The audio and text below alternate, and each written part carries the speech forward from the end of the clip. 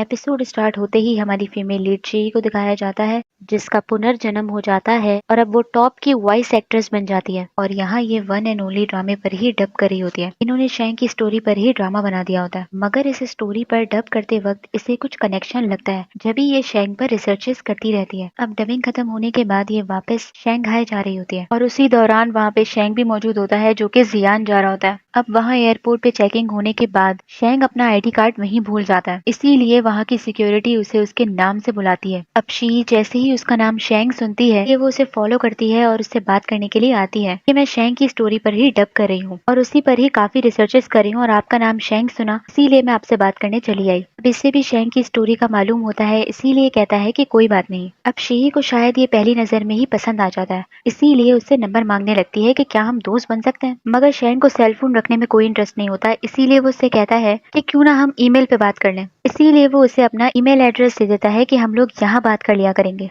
अब शैंग का भी पुनर्जन्म हो जाता है, मगर इन दोनों को ही अभी अपनी पास्ट लाइफ के बारे में कुछ याद नहीं होता। शैंग केमिस्ट्री का प्रोफेसर होता है जर्मनी में। फिर दिखाते हैं 1 साल बीत जाता है और शी की शैंग से बात ईमेल पर होती रहती है। इनका रिलेशन कोई डेवलप नहीं हुआ होता, मगर शी को शैंग पसंद आ जाता है। यहाँ शी की दोस्त भी होती है जिसका नाम होता है होंग।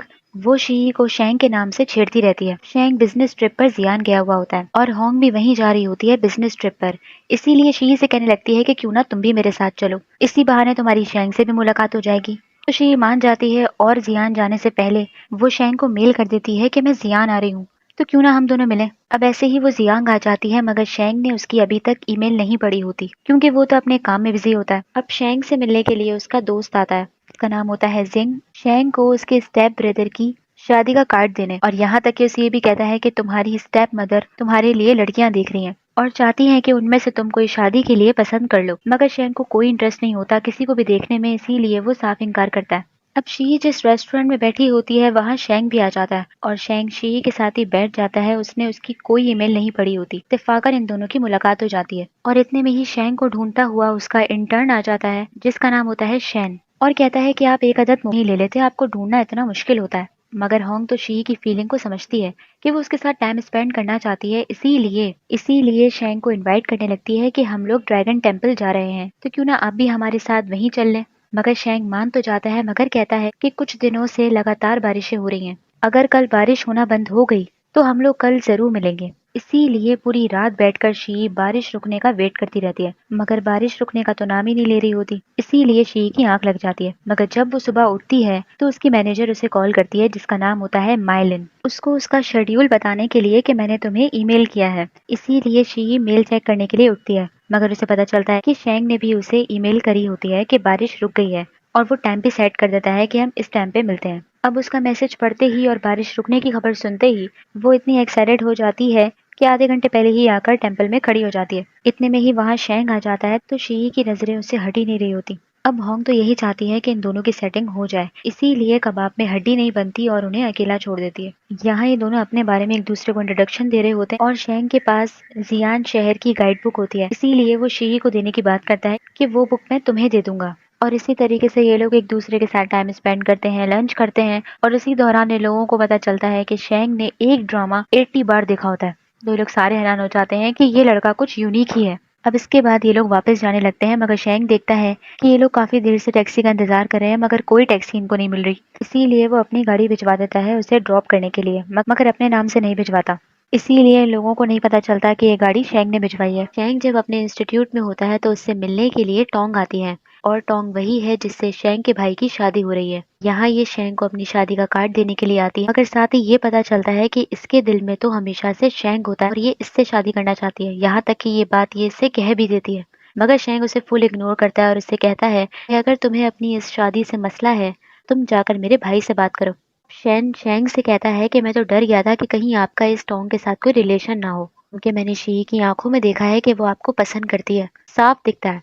ये बात वो शैंग के दिलो दिमाग में डाल देता है। अब शी परसों ही वापस शंघाई जा रही होती है, इसीलिए शैंग पूरी रात बैठ के यही सोचता रहता है कि उसे गुड बाय मैसेज क्या लिखे। तो जिंग उसे कहता है कि इतना भी क्या सोचना, आजकल के जमाने में ईमेल पे कौन बात करता है, तुम्हें उसे कॉल करके डिनर पर इनवाइट करना चाहिए। दूसरी ही तरफ शी अब उसी जगह आ जाती है जहाँ पे शी ने अपनी जान दी थी, यहाँ तक कि वो सारा मंजर इसे दिख रहा होता है।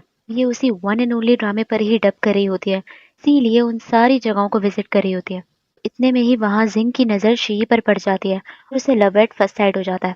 वो उससे बात करने के लिए पीछे आता है मगर तब तक शी जा चुकी होती है। फौरन उसे ईमेल करती है कि क्या तुम मुझे अपना ऑफिस नंबर दे सकते हो, मुझे तुमसे कॉल पे बात करनी है। तो वो उसे अपना ऑफिस नंबर दे देता है। इसी तरीके से शी को उससे कॉल पे थैंक्स करने का मौका मिल जाता है। अब शी चाहती है कि वो जाने से पहले एक और बार शेंग से मिल ले, फिर न जाने कब मुलाकात हो। इसीलिए उससे कहती है कि मैं आपका इंस्टीट्यूट देखना चाहती हूँ। तो शेंग मान जाता है। अब ये सुनते ही शी से ज्यादा एक्साइटेड तो उसकी दोस्त हो रही होती है।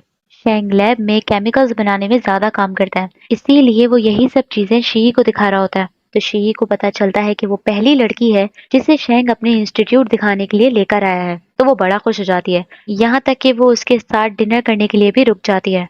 मगर वहाँ का स्टाफ बातों ही बातों में शी को बता देता है कि शेंग की तो मंगनी हो चुकी है, उसकी मंगेतर भी है। ये बात सुनते ही शी का दिल टूट जाता है और इन्हें ये बात बताता हुआ शेंग सुन लेता है। अब शी का इतना दिल टूट जाता है कि वो डिनर आधा छोड़ के ही वापस जाने लगती है। तो शेंग इंसिस्ट करता है कि वो उसे वापस घर ड्रॉप करेगा। अब पूरे रास्ते शी का मुंह बना होता है, ये चीज शेंग नोटिस कर लेता है। इसीलिए शी के बिना पूछे ही वो उसे बताने लगता है कि मेरे स्टाफ वालों को गलत फहमी हो गई है, मेरी कोई मंगेतर नहीं है। मैं शादी तो करना चाहता हूँ मगर मुझे अभी तक अपने मुताबिक कोई लड़की नहीं मिली। अब साथ ही साथ शी उसकी हाथ की लकीरें पढ़ने लगती है, ये कह के कि उसे पढ़नी आती हैं, और उससे कहती है कि क्या तुम पुनर्जन्म पर विश्वास रखते हो? मुझे लगता है कि हम दोनों एक दूसरे को अपनी पास्ट लाइफ से जानते हैं। जैसे ही ये बात सुन के वो शॉक होता है तो वो कह देती है कि मैं मजाक कर रही हूँ।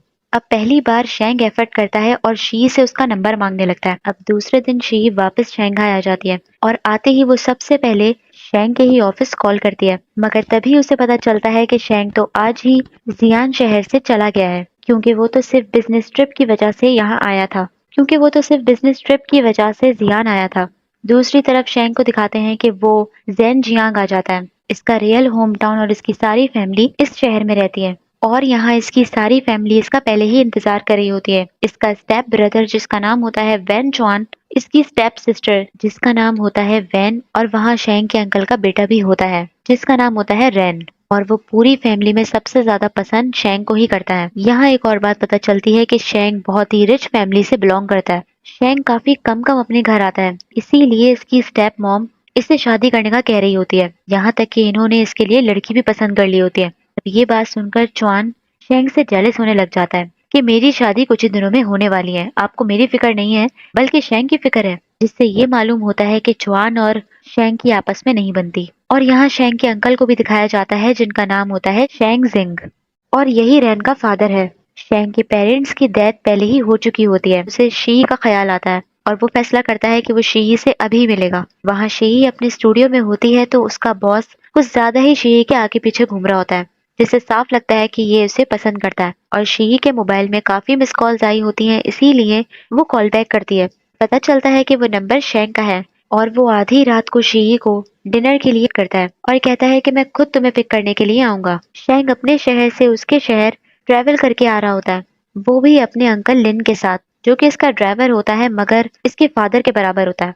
अब शेंग शी को पिक करने के लिए उसके स्टूडियो आ जाता है, मगर शी इतना एक्साइटेड हो रही होती है कि गिरने लगती है मगर शेंग उसे संभाल लेता है। अब शेंग के पास गाड़ी देखकर शी को लगता है कि शायद इसके ऑफिस वालों ने इसे ये गाड़ी और ड्राइवर दिया है, क्योंकि शेंग ने अपना लाइफ स्टाइल नॉर्मल रखा होता है। इसीलिए शी को लगता है कि वो अमीर नहीं है। साथ डिनर करने के बाद वो शी को वापस उसके घर तक ड्रॉप करने के लिए आता है और शी को बता देता है कि वो जैन जियांग आया हुआ है, मगर ये नहीं बताता कि उसका खानदान वहाँ है या कोई डिटेलिंग नहीं देता। मगर शी उसे बताने लगती है कि उसका खानदान, उसकी फैमिली जैन जियांग में ही है। अब दोनों एक दूसरे से थोड़ी बहुत बात करते हैं और अब लगने लगता है कि शेंग के दिल में भी शी की जगह बन रही है। अब दूसरे दिन चौहान की शादी हो रही होती है, मगर शादी होते हुए नहीं दिखाते, बस खुद ही सोच लो कि शादी हो गई। और ये जिंग शेंग का लॉयर भी होता है, इसीलिए ये इसे बताता है कि मुझे ऐसा लगता है कि चौहान ने बिजनेस में कोई गड़बड़ की है। इससे पहले कि वो अपने कारनामों में सारी फैमिली को लेकर डूबे, मैं फौरन फैमिली बिजनेस अपने हाथ में ले लेना चाहिए। अब शेंग के फादर ने सारा बिजनेस इसके नाम तो किया होता है, मगर वो बिजनेस इसे तब मिलेगा जब ये शादी करेगा, इसीलिए इसे हर हाल में मंगनी करनी होती है। जिंग इसे फिर सजेशन देता है कि हर किसी से मंगनी करने से बेहतर है कि तुम शी से ही मंगनी कर लो, वैसे भी तुम दोनों एक दूसरे को पसंद करते हो। तो शेंग कहता है कि मैं ये मानता हूँ कि शी मेरे लिए स्पेशल है, मगर इतनी जल्दी उसे शादी के लिए प्रपोज करना कुछ ठीक नहीं लगेगा। अब शेंग ये कंफर्म करना चाहता है कि उसके दिल में शी के लिए फीलिंग्स हैं या नहीं, इसीलिए वो दोबारा शी से मिलने चला आता है। मगर उसे इन्फॉर्म नहीं करता, बस उसके स्टूडियो के बाहर चुपचाप खड़ा रहता है कि अगर इसके दिल में शी के लिए फीलिंग्स नहीं होंगी तो ये उसका वेट करते करते बोर हो जाएगा। अब शी ने अपना खाना ऑर्डर किया होता है, इसीलिए वो इतने में खुद ही नीचे आ जाती है। मगर शी को दिखता है कि उस शख्स के पाँव में चोट लगी है, इसीलिए वो उस शख्स की केयर करने लगती है, उसे बैंडेज वगैरह देती है। शी के इस बिहेवियर को देखकर शेंग और पिघल जाता है और खुद भी उस शख्स को हॉस्पिटल छोड़ने में मदद करता है। अब जब शी से मिलकर वापस आता है तो बताता है कि शी का इतना इंतजार करने में और बार बार ट्रेवल करने में इसे एक भी बार बोरियत नहीं हुई, बल्कि हर सेकंड ये एक्साइटेड ही रहा। इसीलिए ये एक्सेप्ट कर लेता है कि इसके दिल में शी के लिए फीलिंग्स है और ये अब उसे हर हाल में प्रपोज करेगा। अब साथ ही साथ शी भी जैन जियांग आ रही होती है अपनी फैमिली से मिलने के लिए। शी अपने पेरेंट्स के साथ जैन जियांग शहर आ जाती है, मगर वहाँ चेक पॉइंट पर बहुत रश होता है क्योंकि सारे बिजनेसमैन आए हुए होते हैं उस इन्वेस्टमेंट मीटिंग के लिए।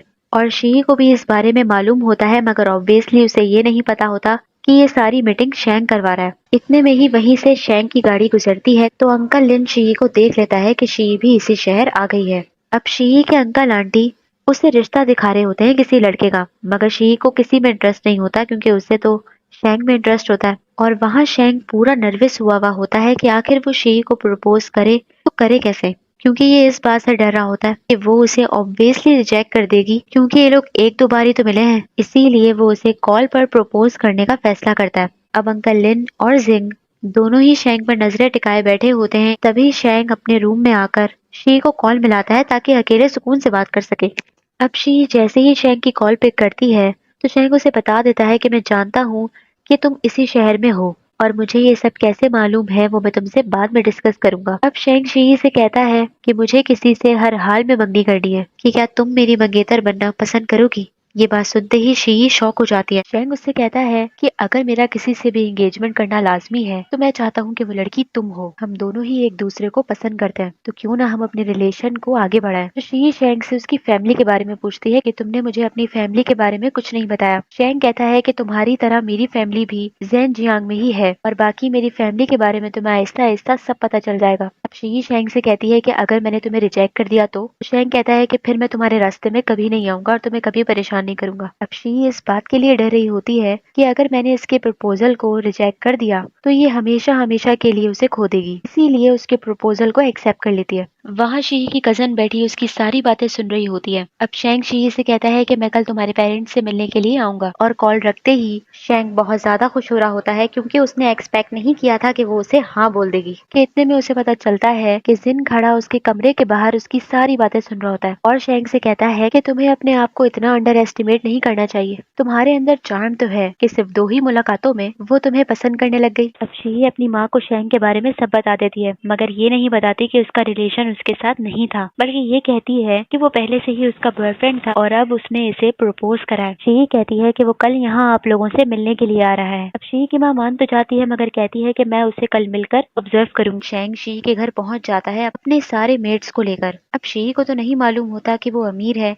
इसीलिए वो समझती है कि शायद ये अपने कुलीग्स के साथ आया है, मगर वो शी के घर वालों के लिए एक से बढ़कर एक कीमती तोहफे लाया होता है और बता भी देता है कि इन्वेस्टमेंट मीटिंग इसी की फैमिली ऑर्गेनाइज कर रही है, जिससे सबको पता चल जाता है कि ये कोई गरीब नहीं है बल्कि बहुत ज्यादा रिच है। इसीलिए शी के अंकल और उसके घर वालों को शेंग काफी पसंद आता है। शेंग की स्टेप मदर शी से मिलने के लिए नहीं आती। शेंग शी को अपनी मदर से मिलवाने के लिए लेकर जा रहा होता है, तो शी उसे अपने साथ रूम में ले आती है ये पूछने के लिए कि मैं कौन से कपड़े पहनूं जो तुम्हारी फैमिली के लिहाज से सूट करें। अब शेंग शी के लिए पहले से ही कुछ ड्रेसेस लेकर आया होता है, इसीलिए इसे वो दे देता है और जब वो ड्रेस पहन कर आती है तो वो बस उसे देखता रह जाता है क्योंकि वो बहुत प्यारी लग रही होती है। जब शी उसकी मदर से मिलती है तो वो साफ उसके मुंह पर बहाना कर देती है कि तुम हमारे साथ डिनर नहीं कर सकती, तुम शेंग के साथ ही बाहर रेस्टोरेंट में डिनर कर लो, जिससे साफ दिखता है कि इसे शी बिल्कुल पसंद नहीं आती क्योंकि वो अपने मुताबिक की बहू लाना चाहती थी। अब अपनी स्टेप मॉम का शी के साथ बुरा बिहेवियर शेंग को बिल्कुल पसंद नहीं आता,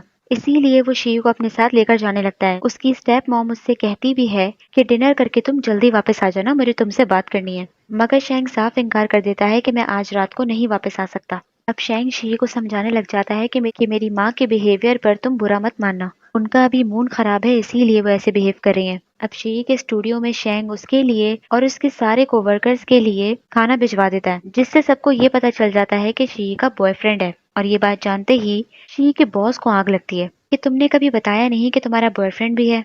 और ये शेंग से मिलने के लिए बेचैन होने लगता है कि वो यहाँ आया क्यों। तो शी मना कर देती है कि वो इस शहर में नहीं है। अब शेंग जर्मनी पहुंच जाता है अपने काम को सेटल करने के लिए और उसे वहाँ काफी महीने लग जाते हैं। अब शी की मैनेजर माइलिन भी इसकी बेस्ट फ्रेंड होती है। इसने इसे शेंग के बारे में सब बताया हुआ होता है और कुछ ही दिनों बाद अवार्ड सेरेमनी होने वाली होती है, जिसमें शी नॉमिनेट हुई होती है। अब शी ने अलार्म लगाया हुआ होता है कि इस टाइम उसे शेंग से बात करनी है, इसीलिए वो फौरन उसे कॉल मिलाती है। मगर शी से बात करते टाइम वो खांसने लगता है, इसीलिए शी उसे फोर्स करी होती है कि तुम जाकर दवा खाओ। मगर शेंग कहता है कि इस वक्त मेरे इर्द गिर्द कहीं कोई दवा नहीं है। और वो ऐसा इसलिए कहता है क्योंकि वो शी के ही स्टूडियो के बाहर खड़ा होता है। आज ही जर्मनी से वापस आकर वो सीधा शंघाई आ जाता है शी से मिलने के लिए। शी फौरन एक्साइटमेंट में नीचे आकर उससे पूछती है कि तुमने आने से पहले मुझे इन्फॉर्म किया। मगर वो कहता है कि मैं तुम्हें सरप्राइज देना चाहता था। यहाँ तक कि वो शी का बैग लेकर खुद पहन लेता है, जिससे पता चलता है कि वो सिंपल और कितना क्यूट है। और गाड़ी के अंदर बैठ जाने के बावजूद भी वो उसका बैग नहीं उतारा होता। इसीलिए शी कहती है कि तुम गाड़ी के अंदर ये बैग क्यों पहने हो, और खुद भी हंस पड़ती है कि ये सच में बहुत सिंपल है। तो शी उसे अपने घर ले आती है, ये कह के कि तुम्हारी तबीयत ठीक नहीं है तो मैं तुम्हें दवाई पिलाऊंगी। और उसके लिए चाइनीज मेडिसिन ले आती है जिसकी स्मेल शेंग को सख्त जहर लगती है। मगर शी के सामने उसकी एक आवाज नहीं निकलती और वो फट से सारी दवाई पी लेता है। अब शेंग को कल जैंग जियांग जाना होता है क्योंकि इसकी फैमिली मीटिंग जो होती है, इसीलिए ये शी के घर से जल्दी चला जाता है। मगर शी के कुछ बताने से पहले ही शेंग को पहले ही उसकी अवार्ड सेरेमनी के बारे में मालूम होता है और ये कहता है कि मैं भी वो सेरेमनी अटेंड करूंगा। अब शी से मिलने के बाद शेंग वापस चला जाता है और घर पहुंचते पहुंचते उसे सुबह हो जाती है। अब इनकी फैमिली में रूल होता है कि सारे सुबह का नाश्ता एक साथ करते हैं। अवार्ड सेरेमनी स्टार्ट हो जाती है और अब तक शेंग नहीं आया होता। यहाँ तक कि शी स्टेज पर भी जाने वाली होती है किसी और को अवार्ड देने के लिए, मगर उसकी नजरें सिर्फ शेंग को ढूंढ रही होती हैं कि वो आखिर अब तक आया क्यों नहीं। अब वहाँ स्टेज पर खड़े होने के बावजूद भी शी की नजरें शेंग को ढूंढ रही होती हैं कि इतने में ही उसकी नजर शेंग पर पड़ जाती है और उसे वहां देखकर वो बहुत खुश होती है। अब शी को तो अवार्ड मिलता नहीं है, इसीलिए वो शेंग के पास ही आ जाती है और उससे कहती है कि अब हम चलते हैं। अब शी आधी सेरेमनी छोड़कर ही वापस जा रही होती है। माइलिन ये देख लेती है, इसीलिए शेंग से मिलने के लिए फौरन चली आती है। यहाँ तक कि शेंग से मिलने के बाद वो उसका हाथ छोड़ ही नहीं रही होती, तो शी जेलेसी में खुद ही उसका हाथ छुड़ा देती है। माइलिन उसे बता देती है कि शी से वापी के गुण गाती रहती है, इसीलिए मैं आपसे मिलना चाहती थी। अब शी को जब पता चलता है कि अंकल लेन नहीं आए बल्कि शेंग अकेला ही गाड़ी चलाकर आया है, तो वो शेंग को हैरत से देखती रहती है कि तुम्हें गाड़ी चलाना आती भी है ना। तो शेंग उसे अपना ड्राइविंग लाइसेंस दिखाने लगता है कि यकीन करो मुझे आती है। शेंग शी को दोबारा टेलर के पास लेकर जा रहा होता है एक और एंगेजमेंट सूट बनवाने के लिए, जबकि ये सूट भी जो शी पहनी होती है वो एंगेजमेंट सूट ही होता है। मगर शेंग कहता है कि ये भी बहुत प्यारा है, मगर मैं तुम्हारे लिए एक और सूट बनवाना चाहता हूँ। अब सफर काफी लंबा होगा, इसीलिए वो उसे चॉकलेट देता है खाने के लिए। तो शी अपने हाथों से उसे चॉकलेट खिलाने लगती है, जिसकी वजह से पूरी सिचुएशन ऑकवर्ड हो जाती है। तो शेंग कहता है कि अगर तुम्हें गर्मी लग रही है तो क्या मैं विंडो ओपन कर दूं। तो शी कह देती है कि हाँ कर दो। अब अपनी साइड की विंडो खोलने के बजाय वो उसकी साइड की विंडो खोलने लगता है, जिससे सिचुएशन और ऑकवर्ड हो जाती है। और शी भी यही सोच रही होती है कि आखिर उसने अपने साइड की विंडो क्यों नहीं खोली, जबकि उसे क्या मालूम कि शेंग तो उससे ज्यादा नर्वस हो रहा होता है, इसीलिए बेध्यानी में उसने उसकी विंडो ओपन करना शुरू कर दी होती है, जिसकी वजह से ये दोनों ही ऑकवर्ड हो जाते हैं और वो फौरन उसके पास से हट जाता है। दूसरे दिन सुबह होते ही वो शी के पास चला आता है साथ नाश्ता करने के लिए, मगर शी तो पहले ही नाश्ता कर चुकी होती है। मगर वो शेंग को अपने घर ले आती है ताकि उसे नाश्ता दे सके। मगर अचानक से ही वो उसका बुखार चेक करने लगती है और उसे पता चलता है कि उसे हल्का हल्का बुखार हो रहा है, क्योंकि शेंग को आराम करने का तो टाइम ही नहीं मिल रहा होता। इसीलिए मेडिसिन लेने के बावजूद भी उसका बुखार नहीं उतर रहा होता। इसीलिए शी फैसला करती है कि वो शेंग को मेडिसिन देकर अपने ही घर में सुला देगी ताकि उसका बुखार उतर जाए। अब शेंग की शी के सामने तो बिल्कुल नहीं चलती, इसीलिए वो उसकी बात मान लेता है। अब इतने में ही अंकल लिन शेंग के कपड़े लेकर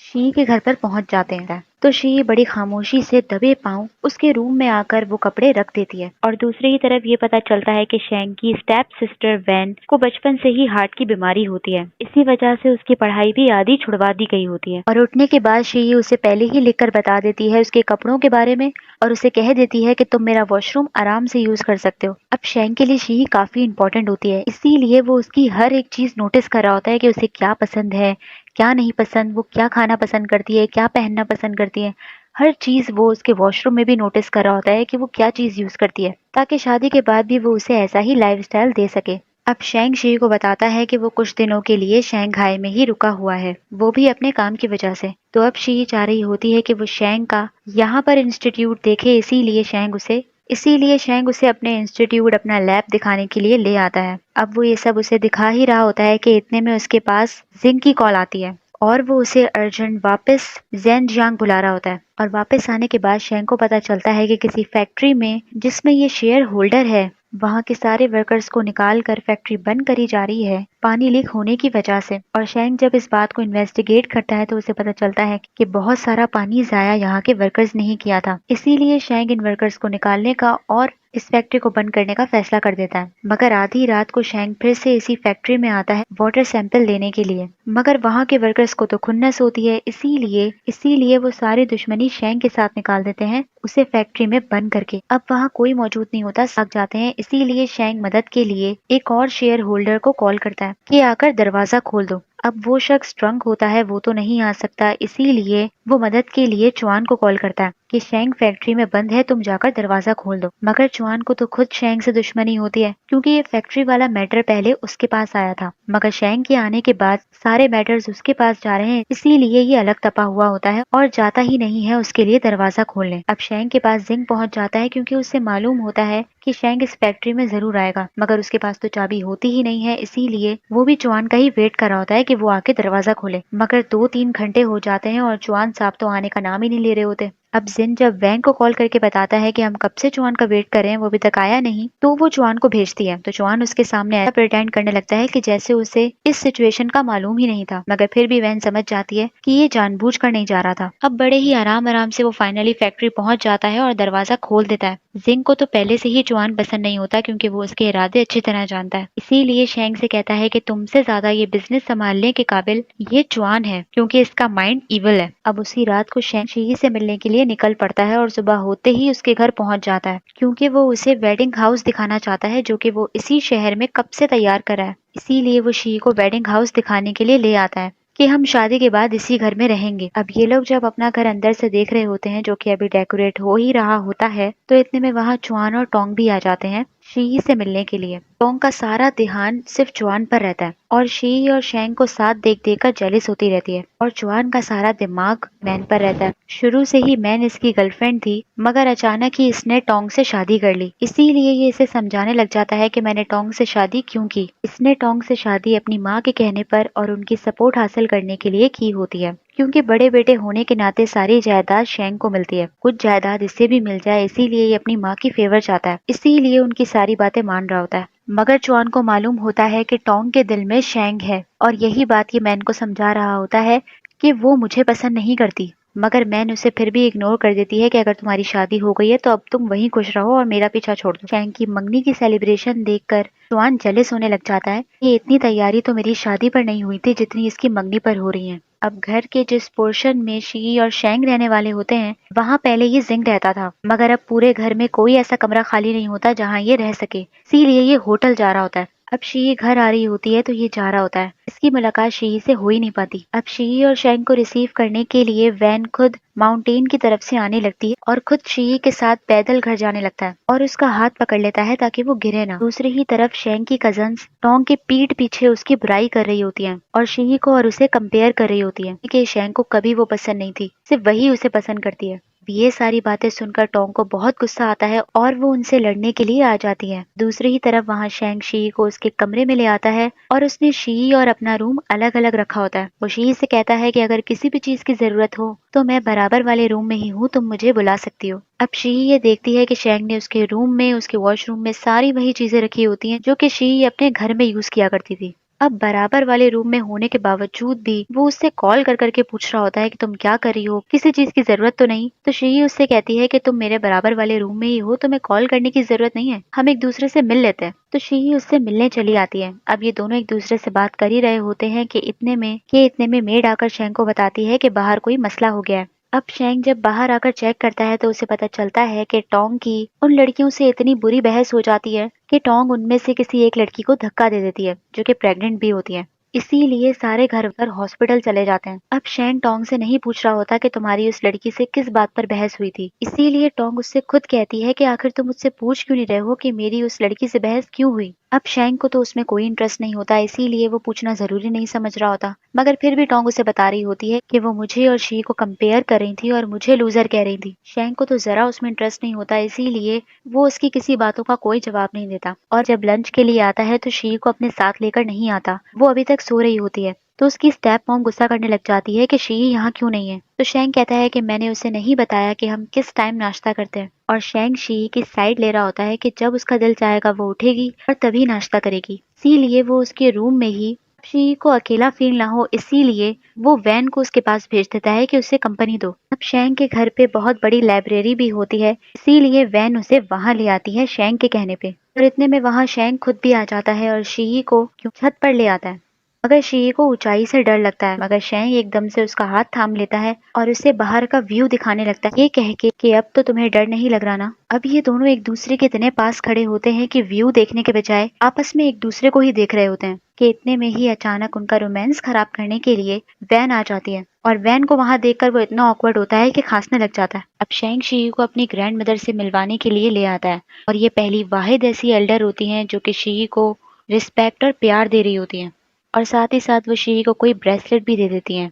और जब शैंग शी के हाथ में वो ब्रेसलेट देखता है तो उसे बताता है कि ये ब्रेसलेट मेरी मदर का है। ये बात सुन के शी हैरान होती है, क्योंकि उसे नहीं मालूम होता कि शैंग की मदर की तो डेथ हो चुकी है। ये तो चुआन की मदर को ही इसकी सगी माँ समझती थी, मगर आज शैंग ये राज उसके सामने खोल देता है कि वो मेरी असली माँ नहीं है, और ये भी बता देता है कि मेरी ग्रैंड मदर मेरी स्टेप मदर की मदर है। अब शी जब फ्रूट्स ले रही होती है तो वहाँ एक लड़का आ जाता है और शी से फ्लर्ट करने लगता है कि जितने भी तुम फ्रूट्स ले रही हो सबके पैसे मैं दे दूंगा। मगर शी कहती है कि मेरा बॉयफ्रेंड यहाँ मौजूद है मेरे लिए ये सारे फ्रूट्स खरीदने के लिए। इतने में ही शैंग की नजर जब उस लड़के पर पड़ती है तो वो फौरन गाड़ी से उतरकर शी के पास आकर खड़ा हो जाता है और उस लड़के से कहता है कि कोई मसला है, कोई प्रॉब्लम है। अब शैंग को शी के साथ देखकर वो लड़का वहां से चला जाता है। दूसरी तरफ दोनों जब वापस जा रहे होते हैं तो शी शैंग से गाड़ी का शटर बंद करने को कहती है, क्योंकि इसे कोई पर्सनल बात करनी होती है। और वो शैंग से सवाल करती है कि एंगेजमेंट सेरेमनी में एक दूसरे को रिंग पहनाने के बाद क्या हमें किस भी करनी होगी। तो शैंग फौरन शर्माने लग जाता है कि मैंने अभी तक इस बारे में सोचा नहीं। अब शी से ज्यादा तो शैंग शर्मा रहा होता है और नर्वस हो रहा होता है जब शी उसे अपने करीब आने को कहती है और आंखें बंद करने को कहती है। अब जो काम शैंग को करना चाहिए वो काम शी ही कर रही होती है, और वो खुद ब्रेव बनकर उसे किस कर लेती है। अब इन दोनों का स्वीट मोमेंट चल ही रहा होता है कि इतने में शटर हट जाता है और अंकल लिन इन्हें किस करता हुआ देख लेते हैं। अब जैसे ही इन दोनों को पता चलता है कि अंकल लिन ने इन्हें किस करता हुआ देख लिया तो दोनों ही पैनिक हो जाते हैं। शैंग तो कुछ ज्यादा ही पैनिक हो जाता है कि बुक ही उल्टी पकड़ लेता है। उसके हाथ में बुक उल्टी देखकर शी हंस पड़ती है कि तुमने बुक उल्टी पकड़ी हुई है। दोनों काफी ऑकवर्ड हो जाते हैं कि इन्हें पूरी रात नींद नहीं आ रही होती और एक दूसरे से मिलने के लिए बेचैन होते रहते हैं, मगर एक दूसरे से मिल नहीं पाते। और सुबह होते ही शैंग जॉगिंग पर चला जाता है। अब शैंग तो जॉगिंग कर चुका होता है, मगर जब शी जॉगिंग के लिए जाने लगती है और शैंग को साथ चलने का कहती है तो उसके साथ भी चल पड़ता है और उसे बताता ही नहीं है कि वो जॉगिंग कर चुका है। अब फाय जब शैंग को दोबारा जॉगिंग पर जाते हुए देखता है तो उसका भांडा फोड़ने लगता है। अभी तो आप जॉगिंग पर गए थे, मगर शैंग उसे चुप करा देता है। अब यहाँ शैंग के साथ जॉगिंग करने के बाद शी उससे सवाल करती है कि क्या तुम कल रात सो पाए, तो शैंग उससे झूठ कह देता है कि हाँ मैं कल रात से सुबह तक सुकून से सोया, जबकि हकीकत ये होती है कि उसे पूरी रात नींद नहीं आती और बेचैन होता रहता है। अब दूसरी ही तरफ शैंग से मिलने के लिए वही लड़का आता है जो कि शी के साथ फ्लर्ट कर रहा था। अब शैंग तो काफी बड़ा बिजनेसमैन होता है, इसकी फैमिली काफी रिच होती है, इसीलिए ये अपनी कंपनी के लिए इससे हेल्प मांगने के लिए आ रहा होता है। मगर इसे ये नहीं मालूम होता कि शैंग ही वो बिजनेसमैन है जिससे ये मदद मांगने आ रहा है। शैंग का अंकल इसे यहाँ शैंग से मिलवाने के लिए लेकर आया होता है, क्योंकि ये इसका रिलेटिव होता है, इसीलिए बार बार इसे शैंग से मिलने को कहता है कि इसे हेलो हाय करो, इसकी रिस्पेक्ट करो। मगर शैंग और शी को वहाँ देखकर इसकी हालत खराब हो जाती है और कोई भी लफ्ज इसके मुंह से निकल ही नहीं पाता कि अब किस मुंह से इससे हेल्प मांगे। अब इतने में ही पता चलता है कि टोंग ने जिस कजन को धक्का दिया था वो हॉस्पिटल में होती है और उसकी हालत काफी क्रिटिकल होती है। अब पूरे घर में किसी को ये हकीकत मालूम नहीं होती कि टैंग ने उसे धक्का दिया था, ना ही किसी ने अपनी आंखों से देखा होता। इसीलिए उस लड़की की फैमिली शैंग की फैमिली पर और टोंग की फैमिली पर केस कर देती है। और वहाँ शी अपनी माँ के घर जा रही होती। अब इस केस के हवाले से इनकी फैमिली में काफी मसले मसाइल चल रहे होते हैं, इसीलिए शैंक की स्टेप मदर इनकी एंगेजमेंट कैंसिल कर देती है। और वैसे भी उन्हें तो मौका चाहिए था कि कोई बहाना मिले और वो एंगेजमेंट कैंसिल कर दे। यही बात ये शी को बता देता है, मगर शी से ज्यादा सैड तो ये खुद हो रहा होता है। मगर शी बुरा नहीं मानती बल्कि उसका साथ ही देती है कि इस टाइम इस सिचुएशन में हम एंगेजमेंट करते हुए अच्छे भी नहीं लगेंगे। यहाँ तक कि उसे कहती भी है कि ज्यादा सैड तो मुझे होना चाहिए कि तुम मेरा मूड ठीक करो, और अगर तुम चाहते हो कि मेरा मूड ठीक हो जाए तो चलो मुझे बताओ कि हमारी किस के बाद क्या तुम पूरी रात सो पाए थे। तो शैंक सच बता देता है कि मैं नहीं सो पाया। और ऊपर से जब उसके इंटर्न को ये पता चलता है कि इनकी एंगेजमेंट कैंसिल हो गई तो ये इससे और टेंशन देने वाली बात करने लगता है कि आपकी शी से एंगेजमेंट तो हुई नहीं और अभी आप कुछ दिनों बाद बिजनेस ट्रिप पर जाने वाले हैं, तो आपको इनसिक्योर फील नहीं होगा कि कहीं कोई शी को आपसे छीन ना ले। अब ये बात सुनकर शैंक को और टेंशन हो जाती है। तो ये दोनों ग्रैंड माँ से मिलने के लिए आ जाते हैं, मगर ग्रैंड माँ इन्हें आज रात यहीं रोक लेती है। ये दोनों यहाँ रुकने के लिए तो मान जाते हैं, मगर डर इस बात का होता है कि रूम सिर्फ एक ही होता है और ग्रैंड माँ इन दोनों को एक ही रूम में सोने का कह रही होती है कि दोनों एक साथ एक ही रूम में रुको। मगर शैंक तो शी से ज्यादा शर्मा रहा होता है, इसीलिए वो पहले ही अपना ब्लैंकेट उठाकर वहाँ से चला जाता है और बाहर सोफे पे सोने लगता है। अब वो तो कुछ समझ नहीं रहा होता, इसीलिए शी खुद आ जाती है शैंक को अपने साथ रूम में लेके जाने के लिए।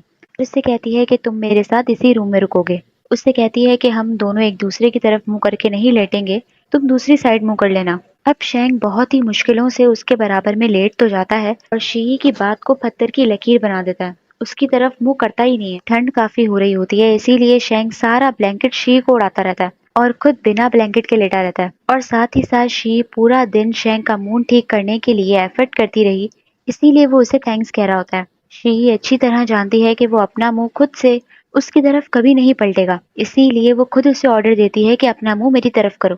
अब शी भी नर्वस हो रही होती है, मगर उसकी नर्वसनेस को देखकर शी की नर्वसनेस सारी खत्म हो जाती है। अब सुबह होते ही शैंक जब अपने बराबर में शी को देखता है तो उसे काफी अच्छा फील होता है, इसीलिए वो फैसला करता है कि वो शी से कोर्ट मैरिज करेगा, वो भी अभी और इसी वक्त। इसीलिए परमिशन के लिए वो अपनी ग्रैंड मदर से बात करता है। इसकी ग्रैंड मदर तो फौरन मान जाती है, मगर असल मनाना तो शी को है, इसीलिए वो शी को कोर्ट मैरिज करने का कह देता है। मगर शी ये सुनकर शॉक हो जाती है कि इतनी जल्दी मैं अपने पेरेंट्स को क्या जवाब दूंगी। मगर शैंक को तो अपने इंटर्न की बात लग जाती है, क्योंकि वो कुछ दिनों बाद ही बिजनेस ट्रिप पर जाने वाला होता है, क्योंकि इसे डर होता है कि कहीं शी इससे दूर ना हो जाए। इसीलिए ये जाने से पहले शी को अपना बना लेना चाहता है, ताकि फिर ये सुकून से बिजनेस ट्रिप पे जा सके। अब शी काफी नर्वस होने लग जाती है, क्योंकि उसे नहीं समझ आ रहा होता कि वो इतनी जल्दी जल्दी में क्या आंसर दे।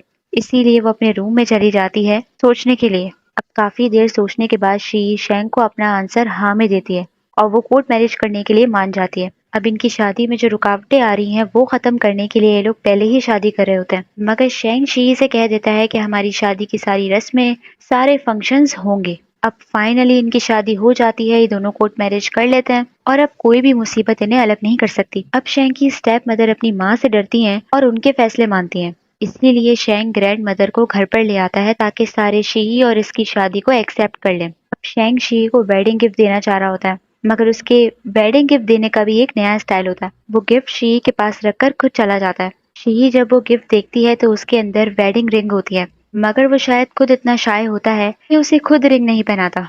अब वो रिंग पहनकर शी उसे दिखाने के लिए आ जाती है, क्योंकि वो जानती है कि वो अब तक अपने रूम में तो गया नहीं होगा। अब पहली बार ये अपनी सारी शाइनेस हटाकर उसे खुद किस करने लगता है, मगर उसमें भी उनकी मेड उन्हें इंटरप्ट कर देती है। मगर फिर भी वो शी को फॉरहेड पर किस करके चला जाता है। अब शी तो बहुत खुश होती है शैंक के साथ शादी करके, क्योंकि वो तो हमेशा से यही चाहती थी। मगर इसकी मदर इसे कह रही होती है कि कोई जरूरत नहीं है शादी करने में इतनी जल्दी करने की, अभी तुम शैंक के साथ आराम से डेट पे जाओ और उसे और जानो। अब दूसरे दिन लंच टाइम में ग्रैंड मदर सबको बता देते हैं कि शैंक और शी ने शादी कर ली। ये बात सुन के सब शॉक हो जाते हैं, मगर ग्रैंड मदर के वहां मौजूद होने की वजह से कोई भी इनकी शादी के खिलाफ नहीं जा पाता। अब ये लोग सारे टेम्पल जाने लगते हैं तो शैंक की स्टेप मदर शी को अपने साथ अपनी गाड़ी में बिठा लेती है। ये देखकर शैंक परेशान हो जाता है कि कहीं वो शी को कुछ बुरा भला ना कह दें, क्योंकि शैंक की स्टेप मदर ने शी को अपने साथ उसकी इंसल्ट करने के लिए ही बिठाया होता है। और वो शी से कहती है कि मैं तुम्हें अपनी बहू कभी एक्सेप्ट नहीं करूंगी और तुम्हारी इस शादी को मैं नहीं मानती, इसीलिए अब तुम्हें भी मेरे बेटे की जिंदगी से निकल जाने के बारे में सोच लेना चाहिए। अब शैंक को सिर्फ शी की फिक्र हो रही होती है, इसीलिए टेम्पल पहुंचते ही वो सीधा शी के पास आ जाता है कि कहीं मेरी मदर ने तुम्हें कुछ कहा तो नहीं, तो शी उससे सारी बातें छुपा लेती है और उससे कहती है कि नहीं, कुछ नहीं कहा। अब शेंग की शादी हो जाती है, इसीलिए सारी जायदाद, सारा बिजनेस उसके नाम हो जाता है और वो फैमिली का हेड बन जाता है। अब शेंग की स्टेप मदर जैसी भी हो मगर लालची नहीं होती। अगर शेंग के फादर ने सारी जायदाद शेंग के नाम की है तो वो ईमानदारी से सारी जायदाद उसके नाम कर देती है, ना कि कोई फ्रॉड करने का सोचती है कि अपने बच्चों को दे दूं। अब शेंग अपना रिप्रेजेंटेटिव जिंग को बना देता है कि सारा बिजनेस ये इसके बिहाफ में संभालेगा, क्योंकि ये तो वैसे भी इसका लॉयर होता है। अब ये बात जब चुआन को पता चलती है कि सारा बिजनेस शेंग के हवाले हो गया है तो इसका बहुत खून खौलता है। इसीलिए चुआन अपनी माँ के भरोसे होता है कि शायद वो इसकी कुछ हेल्प कर दे, मगर वो तो ईमानदार होती है। इसीलिए चुआन का इस टोंग से शादी करना बेकार जाता है। इसीलिए ये दोनों डिवोर्स लेने का फैसला करते। खुद मैन के पास आ जाता है उसे मनाने के लिए कि पैसा तो मिला नहीं तो कम से कम अपने प्यार को ही वापस हासिल कर लूं। दूसरी ही तरफ शेंग शी को शंघाई में छोड़ता है और यहीं से वो जर्मनी जाने लगता है 2 महीने के लिए बिजनेस ट्रिप पे। अब जाने से पहले ये दोनों एक दूसरे को हग नहीं कर पाते, इसीलिए शी और शेंग पूरे रास्ते रिग्रेट करते रहते हैं कि काश एक दूसरे को हग ही कर लेते। और वहाँ शी अपनी दोस्त को अपनी शादी के बारे में बता देती है तो वो काफी हैरान होती है कि जब जब तुम शेंग से मिलकर आती हो तो कोई ना कोई बड़ी न्यूज ही लेकर आती हो। और वहाँ शेंग जर्मनी पहुंच जाता है और ये भी फाइनली अपनी वेडिंग रिंग पहन लेता है। दूसरी ही तरफ अब शेंग को गए हुए 2 महीने हो जाते हैं और वो शी को कॉल करके जर्मनी ही बुलाने लगता है इसी इवेंट को अटेंड करने के लिए, और इससे कहता है कि यहाँ आने के बाद फिर हम दोनों साथ ही वापस शंघाई चलेंगे। शेंग अपनी रिंग वॉशरूम में ही उतार देता है और वहीं भूल जाता है जब उसके घर पे कोई आता है और पता चलता है कि शेंग का जर्मनी का दोस्त टोंग को उसके घर पे ले आता है, वो भी ड्रंक हुई भी हालत में। अब टोंग ने इतनी ड्रिंक पी ली होती है कि उसके दोस्त को उसका घर मालूम नहीं होता, इसीलिए वो उसे शेंग के घर पे ले आता है। शेंग हरगिज नहीं मान रहा होता टोंग को अपने घर में रखने पर, मगर इतनी रात को उसे सड़क पर तो छोड़ा जा नहीं सकता, इसीलिए वो उसे घर में रख लेते हैं। अब आधी रात को जब टोंग की आंख खुलती है तो वो शेंग से बात करने चली आती है, उसे ये बताने के लिए कि वो डिवोर्स ले रही है और बार बार शेंग से यही कहती रहती है कि तुमने इतनी जल्दी क्यों कर दी शादी करने में। और इसे यही लग रहा होता है कि शायद शेंग ने कि अपनी प्रॉपर्टी वापस हासिल करने के लिए शादी में इतनी जल्दी दिखाई, इसीलिए शेंग इसे साफ लफ्जों में कह देता है कि शी से मिलने के बाद मुझे बिजनेस और मोहब्बत में फर्क समझ आ गया कि शी इसकी मोहब्बत है। अब इससे अपना जवाब मिल जाता है, इसीलिए ये वहाँ से चली जाती है। अब टैंग के साथ साथ चुआन भी जर्मनी आया हुआ होता है और जिंग भी, और शेंग जिंग के साथ एयरपोर्ट पहुंच जाता है शी को लेने के लिए। यहाँ इससे पता चलता है कि शेंग की वाइफ तो वही है जिसे ये पसंद करता था, तो ये देखकर ये शॉक हो जाता है, मगर अब ये बेचारा कुछ नहीं कर सकता क्योंकि वो तो अब इसके बेस्ट फ्रेंड की वाइफ बन चुकी होती है। और वहाँ शी की नजरें शेंग से हट ही नहीं रही होती क्योंकि वो इतने दिनों बाद जो उसे मिली होती है और इन दोनों को साथ देखकर वो हर्ट हो रहा होता है। दूसरी ही तरफ जिंग शी को शेंग की प्रॉपर्टी के बारे में सब बता देता है कि उसके फादर ने सारी जायदाद सिर्फ शेंग के नाम की है। तो ये बात सुनकर शी भी शॉक हो जाती है कि आखिर उसके फादर ने अपने दूसरे बच्चों को कुछ क्यों नहीं दिया, मगर इस बात का जवाब तो किसी के पास नहीं होता। दूसरी ही तरफ पता चलता है कि शेंग ने जो अपनी रिंग वॉशरूम में रखी थी उसके बाद वो रिंग खो जाती है, इसीलिए शेंग फौरन दूसरी रिंग बनवा लेता है। अब शी को तो इस रिंग के बारे में मालूम ही नहीं होता, वो पहली बार ही उसके हाथ में वेडिंग रिंग देख रही होती है। शेंग चाहता तो ये बात वो उससे छुपा भी सकता था, मगर वो उससे नहीं छुपाता और उसे हकीकत बता देता है कि पहली वाली रिंग मुझसे खो गई, इसीलिए मैंने ये दूसरी रिंग बनवाई है। तो शी ये सुनकर खुश हो जाती है कि अब तक तुम वैसी ही हो, एकदम हॉनेस्ट। अब शेंग शी को घुमाता फिराता है, डिनर करवाता है, मगर अचानक ही उसके इंस्टीट्यूट में कोई प्रॉब्लम आ जाती है, इसीलिए उसे रात को अपने इंस्टीट्यूट जाना पड़ता है और उसे वापस आते आते सुबह ही हो जाती है कि शी सो जाती है। शेंग शी की छोटी छोटी चीजें नोटिस करता है कि कहीं उसकी नींद मेरी वजह से खराब ना हो, और मेरे कपड़े गंदे हो रहे हैं क्योंकि मैं पूरी रात लैब में था, इसीलिए मुझे उसके बराबर में नहीं लेटना चाहिए। जब भी वो सोफे पे बैठकर सोने लगता है,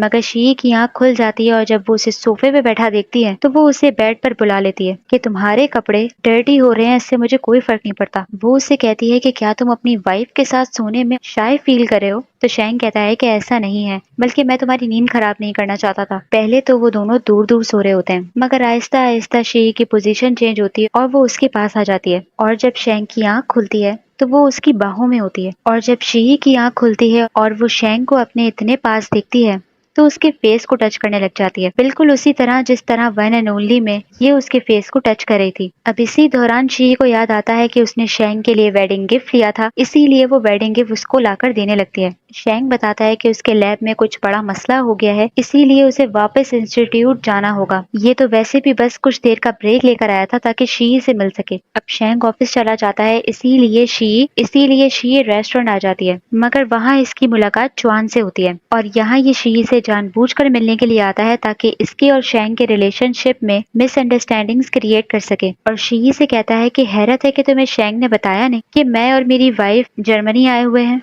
हाँ, शायद उसे डर होगा कि कहीं तुम्हें सच ना पता चल जाए। और एक नई बात पता चलती है कि पहले टोंग शेंग की मंगेतर थी और इन दोनों की शादी होने वाली थी, मगर कुछ अनएक्सपेक्टेड होता है कि इन दोनों की मंगनी टूट जाती है और टोंग की शादी चुआन से हो जाती है। और शेंग की जो रिंग खोई थी वो रिंग इस चुआन के पास होती है। शायद टोंग ने वो रिंग अपने पास रख ली थी, इसीलिए चुआन वो रिंग शी को देने लगता है, ये जाहिर करके कि शायद अभी तक उन दोनों के बीच में कोई रिलेशन है। और वहाँ शी ये रिंग लेकर बैठ जाती है शेंग के इंतजार में, और शेंग के आते ही वो उसे बता देती है कि चुआन मुझसे मिला और ये रिंग उसी ने मुझे दी है। अब शी के कोई सवाल करने से पहले ही शेंग समझ जाता है कि चुआन शी से मिलने के लिए आया था तो गलत फहमियां ही डालने के लिए आया होगा, इसीलिए ये खुद ही इसे टोंग के बारे में बताने लगता है कि मेरी स्टेप मदर ने मेरी मंगनी टोंग के साथ फिक्स कर दी थी। मुझे टोंग में कोई इंटरेस्ट नहीं था, मगर टोंग की बड़ी बहन ने रैन के फादर से शादी कर ली होती है जभी, और रैन उसका बेटा होता है, जब ही इनकी मंगनी कैंसिल हो जाती है। अब शी काफी अंडरस्टैंडिंग होती है इसीलिए,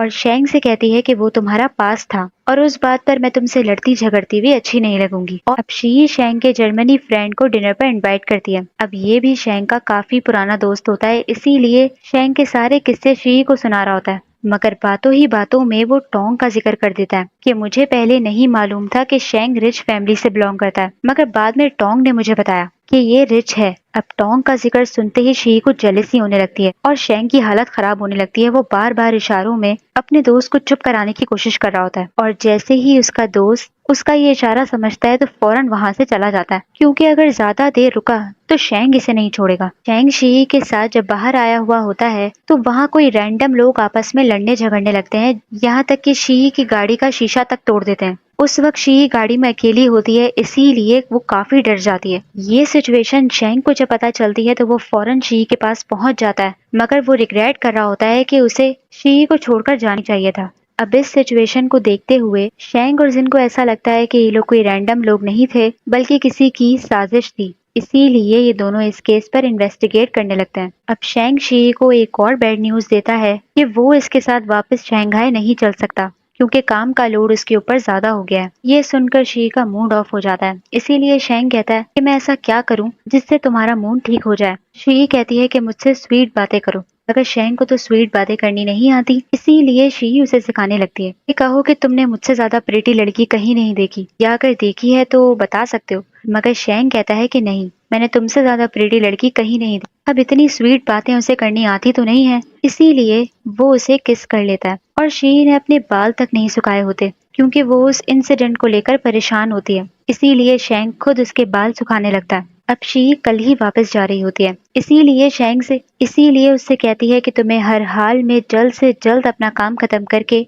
वापस आना है। दूसरे दिन वो शी को एयरपोर्ट छोड़ने के लिए आ जाता है और वो वापस शंघाई चली जाती है। उसे शक होता है कि शायद शी पर जो अटैक हुआ था वो इसी ने करवाया है, इसीलिए चुआन को धमकी देने लगता है कि शेंग मेरा बेस्ट फ्रेंड है, वो सॉफ्ट हार्टेड है मगर मैं नहीं, इसीलिए अगर तुमने उसे नुकसान पहुंचाने की कोशिश की तो मैं तुम्हें नहीं छोड़ूंगा। मगर चुआन कहता है कि शेंग मेरा भाई है, मैं उसे नुकसान कैसे पहुंचा सकता हूँ। अब शंघाई आने के बाद शी को दूसरे शहर जाना होता है डब कॉन्टेस्ट के लिए, क्योंकि शी उस कंपटीशन की जज होती है, तो ये अपने साथ होंग को भी लेकर जा रही होती है। अब दूसरी ही तरफ ये लोग उस शहर पहुंच जाते हैं और शी के बॉस ने कोई जगह बुक करा लेता है जहां ये लोग सारे रुके होते हैं, मगर इन लोगों को डराने के लिए माइलिन कहती है कि ये जगह हॉन्टेड है। अब शी हॉन्टेड बातों से डरती है, इसीलिए और शी का बॉस माइलिन को डांटने लगता है कि क्या तुम्हें नहीं मालूम कि शी इन बातों से डरती है। इसके मुंह से ये बात सुनते ही होंग को समझ आ जाता है कि शी का बॉस उसे लाइक करता है, क्योंकि उसके बिहेवियर से साफ समझ आने लगता है। इसीलिए वो शी से कहती है कि अगर शेंग को ये पता चल जाए कि तुम्हारा बॉस तुम्हें पसंद करता है तो क्या वो जेलस होगा। तो शी कहती है कि मे बी, शायद हो भी सकता है। अब ये जानने के लिए कि शेंग जेलस होता है या नहीं, शी उसे अपने बॉस के बारे में बता देती है कि मुझे लगता है कि वो मुझे पसंद करता है। मगर शी के कुछ बताने से पहले ही शेंग को उसके बॉस के बारे में सब मालूम होता है। उसने पहले ही उसकी सारी हिस्ट्री निकाल ली होती है और वो इतना हॉनेस्ट होता है कि साफ शी से कह देता है कि हाँ, मैं जेलिस हो रहा हूँ और मुझे फर्क पड़ता है, इसीलिए अब तक मुझे तुम्हारे बॉस का नाम भी याद है। अब शेंग जेलिस होने लगता है, परेशान होने लगता है कि मैं यहाँ इतनी दूर बैठा हूँ और वो वहाँ शी के साथ है। अब शी अपने कंपटीशन वगैरह से होकर वापस आ रही होती है और शेंग को शी की इतनी फिक्र हो रही होती है कि वो अपना काम जल्दी खत्म कर लेता है और वापस उसी शहर आ जाता है जहाँ पर शी है। और शी जब शेंग को वहाँ मौजूद देखती है तो वो बहुत ज्यादा खुश होती है क्योंकि शेंग ने उसे आने से पहले इन्फॉर्म नहीं किया था। शेंग वहाँ सारे लोगों से बहुत अच्छे तरीके से मिल रहा होता है, मगर जब उसकी नजर शी के बॉस पर पड़ती है तो वो उसे इतने गुस्से में घूरता है जिससे साफ लग रहा होता है कि वो कितना जेलस हो रहा है। और उसे कुछ ना कहकर भी वो उसे अपनी आंखों से सब कह देता है। अब शी को बहुत खुशी होती है जब शेंग जेलस होता है, इसीलिए वो उससे पूछने लगती है कि तुमने उसे ऐसी लुक क्यों कराई। तो शेंग कहता है कि वो अपनी रिस्पेक्ट भूल गया था, इसीलिए मैं उसे थोड़ी रिस्पेक्ट दे रहा था। और ये शी से कहता है कि मेरा सारा काम खत्म हो गया है, इसीलिए मैं वापस नहीं जाऊंगा। अब इतने में ही बहुत तेज बारिश होने लग जाती है, मगर इतने में ही वहाँ शी का कोई वर्कर उसे मिलता है जो कि शेंग के बारे में पूछने लगता है कि आखिर ये है कौन।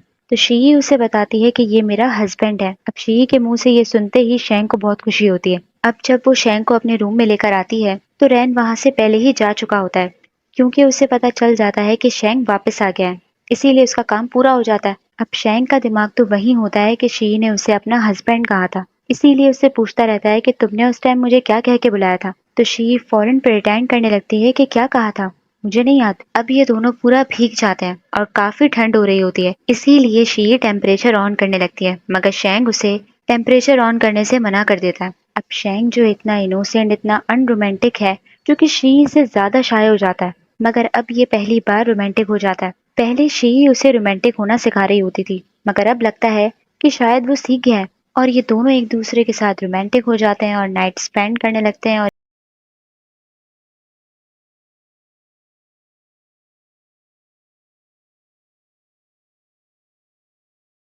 दोनों के नाइट स्पेंड करने के बाद ये दोनों फैसला करते हैं कि ये एक दिन इस शहर में और रुकेंगे एक दूसरे के साथ टाइम स्पेंड करने के लिए, क्योंकि शी का यहाँ डबिंग कॉन्टेस्ट खत्म हो गया होता है। सारे के सारे वापस शंघाई जा रहे होते हैं। अब शैंग की नजर जैसे ही शी के बॉस पर पड़ती है तो वो फौरन शी का हाथ पकड़ लेता है, उसे ये याद दिलाने के लिए कि शी की लाइफ में वो मौजूद है। होंग शैंग और शी को फैंग से मिलवाती है। अब होंग को तो नहीं मालूम होता कि फैंग पुलिस ऑफिसर है और ना ही उसने बताया होता। शैंग मना कर रहा होता है कि वो ड्रिंक नहीं पीता, मगर होंग उसे फोर्स कर रही होती है ड्रिंक पीने पर, इसीलिए शी शैंग के बिहाफ पर ड्रिंक पी लेती है और होंग को मना करती है कि उसे ड्रिंक पीने पर फोर्स ना करो। शी भी कभी ड्रिंक नहीं पीती थी क्योंकि वो जानती थी कि वो जल्दी ड्रंक हो जाती है, इसीलिए अभी एक गिलास पीते ही वो ड्रंक हो जाती है। तो होंग उसे शैंग के हवाले करती है कि ये ले, आप इसे संभालें। और यहाँ से ही फैंग और होंग वापस शंघाई चले जाते हैं। शेंग शी से पूछता है कि क्या तुम सच में ड्रंक हो गई हो। तो शी साफ इनकार करने लगती है कि नहीं नहीं, मैं बिल्कुल ठीक हूँ, मैं बिल्कुल होश में हूँ। वो कहता है कि अच्छा तो चलो खुद से चल के दिखाओ। और जैसे ही वो चलकर दिखाती है तो उससे साफ अंदाजा हो जाता है कि वो कितनी होश में है। दूसरा, अब शी से चला तक नहीं जा रहा होता, इसीलिए वो साइड बेंच पर बैठ जाती है। अब शी को काफी नींद आ रही होती है, इसीलिए वो वही शेंग की गोद में सर रखकर लेट जाती है। अब शैंग को अपने फैमिली बिजनेस में इतना इंटरेस्ट नहीं होता, उसको तो अपने प्रोफेशन से प्यार होता है, इसीलिए शी कहती है कि जो तुम करना चाहते हो वो करो, मैं तुम्हें पूरा सपोर्ट करूंगी क्योंकि तुम्हारी सिर्फ वाहिद फैमिली मैं ही तो हूँ। शैंग उसकी बातें सुनकर बहुत खुश हो जाता है। जब भी शी कहती है कि यकीन करो मेरी बात पर, वैसे भी ड्रंक लोग हमेशा सच ही कहते हैं। अब शी को इतनी नींद आ रही होती है, इतना टायर्ड फील कर रही होती है कि वहीं सोने लगती है, ये कह के कि मेरे अंदर इतनी हिम्मत नहीं कि मैं घर तक चल के जाऊं, बस तुम्हारी बाहों में कुछ देर यहाँ रेस्ट करना चाहती हूँ। और वहाँ जिंग वापस जैन जियांग आ जाता है। वैन को तो हेल्थ प्रॉब्लम होती है, उसे बारिश में आना मना होता है, मगर उसके बावजूद भी वो वहाँ जिंग का इंतजार कर रही होती है। अभी भी वो उसका बहुत ख्याल कर रहा होता है और यहीं से पता चलता है वैन को इससे मोहब्बत है।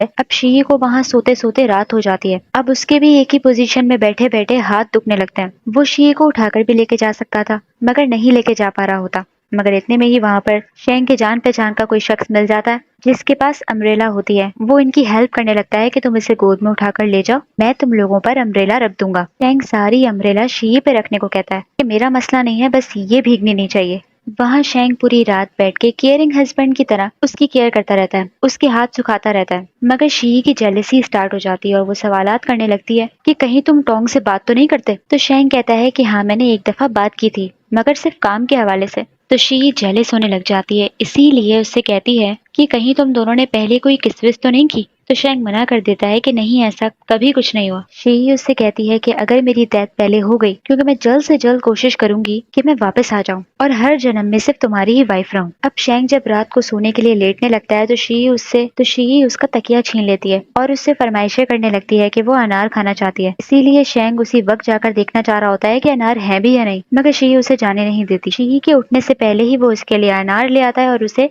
दे देता है। और आज ही शी और शेंग वापस शंघाई आ जाते हैं और शेंग अपना जर्मनी का सारा सामान शी के घर पर मंगवा लेता है। इसीलिए होंग भी शी के घर को छोड़कर किसी और घर में शिफ्ट हो जाती है, क्योंकि वो तो पहले इसी की रूममेट थी और शी ने होंग का कमरा स्टडी रूम में तब्दील कर दिया होता है शेंग के लिए। दूसरी बार भी शी शेंग के साथ यही करती है। जब वो सोने के लिए लेटता है तो शी सारा ब्लैंकेट उससे छीन लेती है, मगर फिर भी वो बेचारा कुछ नहीं कहता और थोड़े ही ब्लैंकेट में एडजस्ट करने लगता है। मगर वो थोड़ा ब्लैंकेट भी शी उससे छीन लेती है। ये अब दूसरी बार भी शी शेंग के साथ यही करती है। जब वो सोने के लिए लेटता है तो शी सारा ब्लैंकेट उससे छीन लेती है, मगर फिर भी वो बेचारा कुछ नहीं कहता और थोड़े ही ब्लैंकेट में एडजस्ट करने लगता है। मगर वो थोड़ा ब्लैंकेट भी शी उससे छीन लेती है। दूसरे दिन शी और शेंग बोर्ड में बैठकर डिनर कर रहे होते हैं, मगर वहां पर भी अचानक बारिश होने लग जाती है। अब इन लोगों के पास अम्ब्रेला तो होती नहीं है, इसीलिए बेचारे फिर से भीग जाते हैं। शेंग ने पहले से ही एक्स्ट्रा कपड़ों का इंतजाम किया हुआ होता है, इसीलिए वो फौरन शी को गाड़ी में बिठाकर कपड़े दे देता है ताकि वो फौरन चेंज कर ले और उसे फीवर ना हो, क्योंकि ये लोग काफी बार भीग चुके होते हैं। शेंग खुद नहीं कपड़े चेंज कर रहा होता है, इसीलिए शी जबरदस्ती उसे भी कपड़े चेंज करवा देती है और उससे कहती है कि जरा आहिस्ता आहिस्ता चेंज करो ताकि मैं तुम्हें अच्छे से देखती रहूं। अब इन्हीं बातों के दौरान शेंग शी से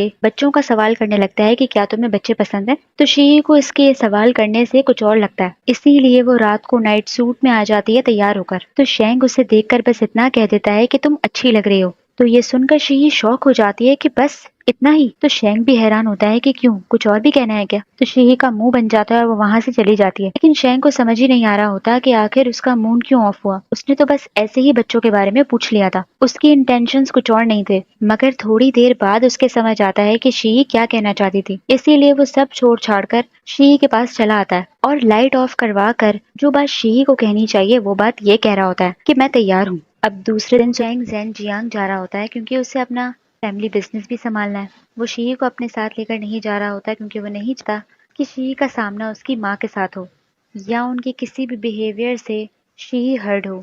इसीलिए ये खुद ही हर हफ्ते आना जाना करता रहेगा और ऐसे ही वो अपने घर के लिए निकल पड़ता है। दूसरी तरफ शी जब सोकर उठती है तो उसकी तबीयत खराब हो जाती है, उसे बुखार चढ़ जाता है। तो शेंग शी को काफी मैसेजेस करता है, मगर वो एक का भी रिप्लाई नहीं दे रही होती, इसीलिए उसे फिक्र होने लगती है। मगर थोड़ी ही देर बाद उसे पता चलता है कि इतनी रात को शी हॉस्पिटल गई हुई है और ये जानते ही वो इतना परेशान होता है कि उसी वक्त शंघाई के लिए निकल पड़ता है और वहाँ शी का बुखार बढ़ जाता है, इसीलिए वो हॉस्पिटल आ जाती है और अपने साथ कंपनी के लिए माइलिन को बुला लेती है। मगर माइलिन के पीछे पीछे शी का बॉस भी आ जाता है और यहाँ शी की केयर कर रहा होता है। मगर शी माइलिन पर गुस्सा कर रही होती है कि तुम इसे अपने साथ लेकर क्यों आ गई, क्योंकि शेंग भी यहाँ मौजूद नहीं है। वैसे तो शी अपने बॉस को लिमिट में ही रखती है, ना ही उससे ज्यादा फ्री होती और ना ही उसे फ्री कराती। इतने में जैसे ही शेंग हॉस्पिटल पहुंचता है तो वहाँ उसकी मुलाकात शी के बॉस से होती है और उसे वहाँ देखकर शेंग शॉक हो जाता है कि आखिर ये यहाँ क्या कर रहा है। मगर शेंग इन सब चीजों को इग्नोर करके डायरेक्ट शी के पास पहुंचता है और उसकी फिक्र करने लगता है कि तुम्हें इतना तेज बुखार है, तुमने मुझे बताया क्यों नहीं। अब शी का ख्याल रखने के लिए शेंग आ जाता है, इसीलिए माइलिन शी के बॉस को लेकर वहां से जाने लगती है। मगर वो जाने से पहले शेंग से कहने लगता है कि क्या तुम पूरी रात शी का ख्याल रख सकते हो, उसके साथ यहाँ रुके रह सकते हो। शेंग को तो वैसे भी इसकी मौजूदगी यहाँ बिल्कुल बर्दाश्त नहीं हो रही होती और ऊपर से उसके ये सवालात सुनकर उसका खून खौल जाता है और वो कहता है कि ये भी कोई पूछने की बात है कि मैं शी का हस्बैंड हूँ, मैं उसका ख्याल नहीं रखूंगा तो और कौन रखेगा। जिंग भी यहाँ शी की फिक्र में ही शेंग के साथ आया होता है, मगर इनसे ऐसे ही कहने लगता है कि मैं शेंग को यहाँ छोड़ने के लिए आया था, अब मेरा काम पूरा होता है इसीलिए मैं भी चलता हूँ। अब शेंग को गलत ना लगे कि इसका बॉस इसके साथ हॉस्पिटल तक क्यों आया था, इसीलिए शी इसे पहले ही एक्सप्लेन करने लगती है कि मैंने उसे नहीं बुलाया था, वो खुद ही आ गया। तो शेंग कहता है कि कोई बात नहीं, मैं जानता हूँ, मगर उसकी शक्ल से साफ दिख रहा होता है कि वो जेलस हो रहा है। इसीलिए शीही उसे किस करके उसका मूड ठीक करने लगती है। अब दूसरी ही तरफ वहाँ शीही सोने का नाम नहीं ले रही होती और शेंग से बातें किए जा रही होती है। इसीलिए नर्स आकर शी को सोने का कहती है कि आपको रेस्ट की जरूरत है। शेंग समझ जाता है कि जब तक मैं जागता रहूंगा शी सोने का नाम नहीं लेगी, इसीलिए ये फौरन सोने के लिए लेट जाता है ताकि शी भी सो जाए। मगर शी तो नहीं सोने वाली होती और शेंग को पुकारती रहती है कि मुझे नींद नहीं आ रही, मुझसे बातें करो। मगर शेंग जानबूझकर उसकी किसी बात का कोई रिप्लाई नहीं दे रहा होता, इसीलिए वो फौरन उसके साथ सोफे पर ही लेट जाती है, ये कह के कि जब तक मैं तुम्हारी बाहों में ना हूँ मुझे नींद नहीं आती। और उसके पास लेटने के बाद ही वो सो जाती है। दूसरी तरफ शी शेंग को अपना स्टूडियो दिखाने के लिए ले आती है क्योंकि उसने कभी उसका स्टूडियो अंदर से नहीं देखा होता। अपनी रिकॉर्डिंग की जगह दिखाने के बाद वो उसे छत पर ले आती है और यहाँ शेंग शी को अपना क्रेडिट कार्ड दे देता है कि अब से मेरे पैसों पर, सारी चीजों पर तुम्हारा हक है। अब इतने में ही वहां पर शी से हेलो हाय करने के लिए शी का बॉस आ जाता है। अब उसकी शक्ल देखते ही शेंग का मूड खराब हो जाता है और उसे जेलसी होने लगती है। अभी वो कुछ नहीं कर रहा, सिर्फ हेलो हाय ही कर रहा है, तब भी शेंग को इतनी जेलसी हो रही है। तो सोचो अगर वो कुछ कर दे तो शेंग ने उसका क्या हाल करना है।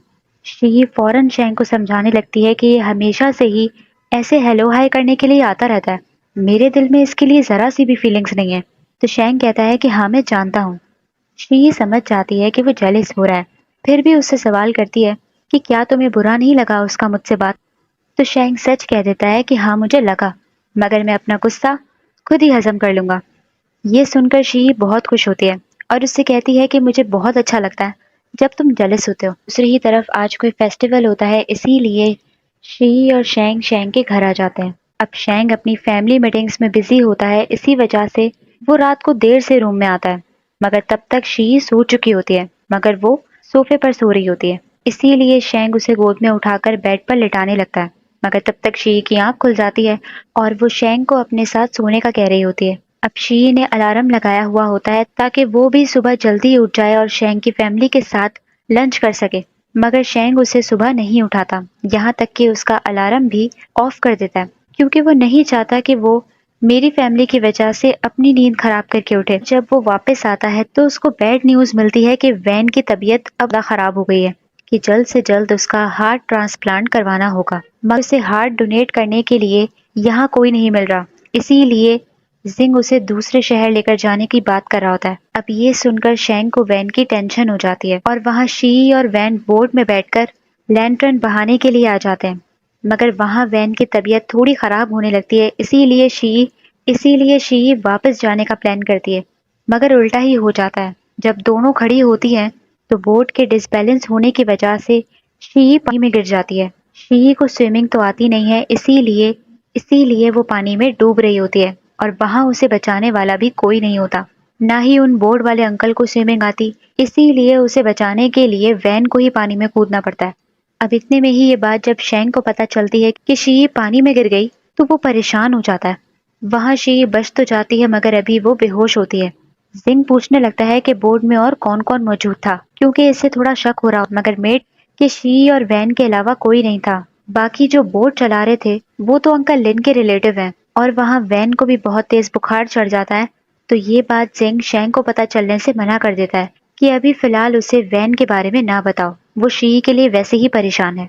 वहाँ शेंग सच में ही बहुत परेशान होता है और शी के पास ही बैठा रहता है। से सुबह हो जाती है और शेंग वही बैठा रहता है शी के उठने के इंतजार में। ना ही इसे अपने खाने का होश होता और ना ही सोने का। इसीलिए अंकल लिन इससे खाने का पूछ रहे होते हैं कि आखिर अब तक तुमने खाना क्यों नहीं खाया। तो शेंग कहता है कि शी ने भी तो नहीं खाया, मैं कैसे खा लूं। अब इन्हीं बातों के दौरान शी को होश आ जाता है। ये देखकर शेंग बहुत खुश होता है और उसकी जान में जान आ जाती है। दूसरे दिन जब वो घर आता है तो शी के केयर करने लगता है और उसे अपने हाथों से खाना खिलाने लगता है, क्योंकि उसने खाना नहीं खाया होता। और शी से पूछता है कि क्या हुआ था, तुम पानी में कैसे गिर गई थी। तो शी भी यही कहती है कि वो एक्सीडेंट ही था, वैन को चक्कर आ रहे थे, इसीलिए उसे बचाने के चक्कर में मैं खुद डिसबैलेंस हो गई। अब शेंग 2 दिन से नहीं सोया होता क्योंकि वो इतनी टेंशनों में जो था, इसीलिए शी उसे सुला देती है और इन्हें सोते सोते पूरा दिन गुजर जाता है, क्योंकि वो इतना थका हुआ जो होता है। दूसरी ही तरफ शेंग अपने काम में बिजी होता है तो शी उसके पास आकर बैठ जाती है। वो ऐसे प्रिटेंड कर रही होती है जैसे कि वो बुक पढ़ रही है, मगर असल में उसका सारा फोकस तो शेंग पे होता है। उसकी अटेंशन हासिल करने के लिए वो कभी इधर बैठ रही होती है तो कभी अचानक से उनके रूम में आ जाती है। उसे शेंग से कुछ बात करनी होती है, इसीलिए वो बिना नॉक किए अंदर आ जाती है। कि जब वो शेंग को बाहर बात करने के लिए बुलाती है तो शेंग भी एम्बेरस हो रहा होता है उससे बात करने में, मगर बाद में उसे पता चलता है कि वैन की तबीयत बहुत ज्यादा खराब हो गई है, इसीलिए उसे अचानक जाना पड़ता है। मगर उसके जाते ही शी के पेट में हल्का हल्का दर्द होने लगता है, मगर वो इग्नोर कर देती है। मगर वो दर्द रात को बहुत ज्यादा बढ़ जाता है कि उससे सोया तक नहीं जा रहा होता। उसके पेट में बहुत ज्यादा दर्द हो रहा होता है और शेंग को इस बात की खबर नहीं होती, क्योंकि वो तो वैन के पास होता है और उसकी अलग बहुत ज्यादा तबीयत खराब होती है कि उसे जल्द से जल्द अपना ऑपरेशन करवाना होगा। और जैसे ही वैन की आंख खुलती है तो वो फौरन शेंग को लेकर कहती है कि तुम शी को लेकर इस शहर से और इस घर से चले जाओ, क्योंकि यहाँ कोई भी तुम्हारा भला नहीं चाहता। तुम अपनी लाइफ सुकून से जियो।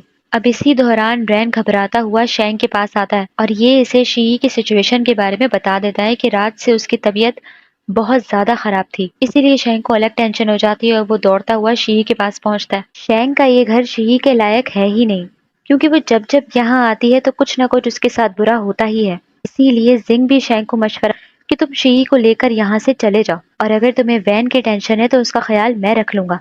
वैसे भी हमेशा से मैं ही रखता आया हूँ। इसीलिए शेंग शी के उठने से पहले ही उसे शेंघाई वापस लेकर आ जाता है। और जब शी की आंख खुलती है तो वो भी हैरान होती है कि तुम मुझे वापस क्यों ले आए। तो वो उसे सच नहीं बताता, बल्कि कहता है कि यहाँ के डॉक्टर ज्यादा अच्छे हैं, इसीलिए मैं तुम्हें यहाँ ले आया।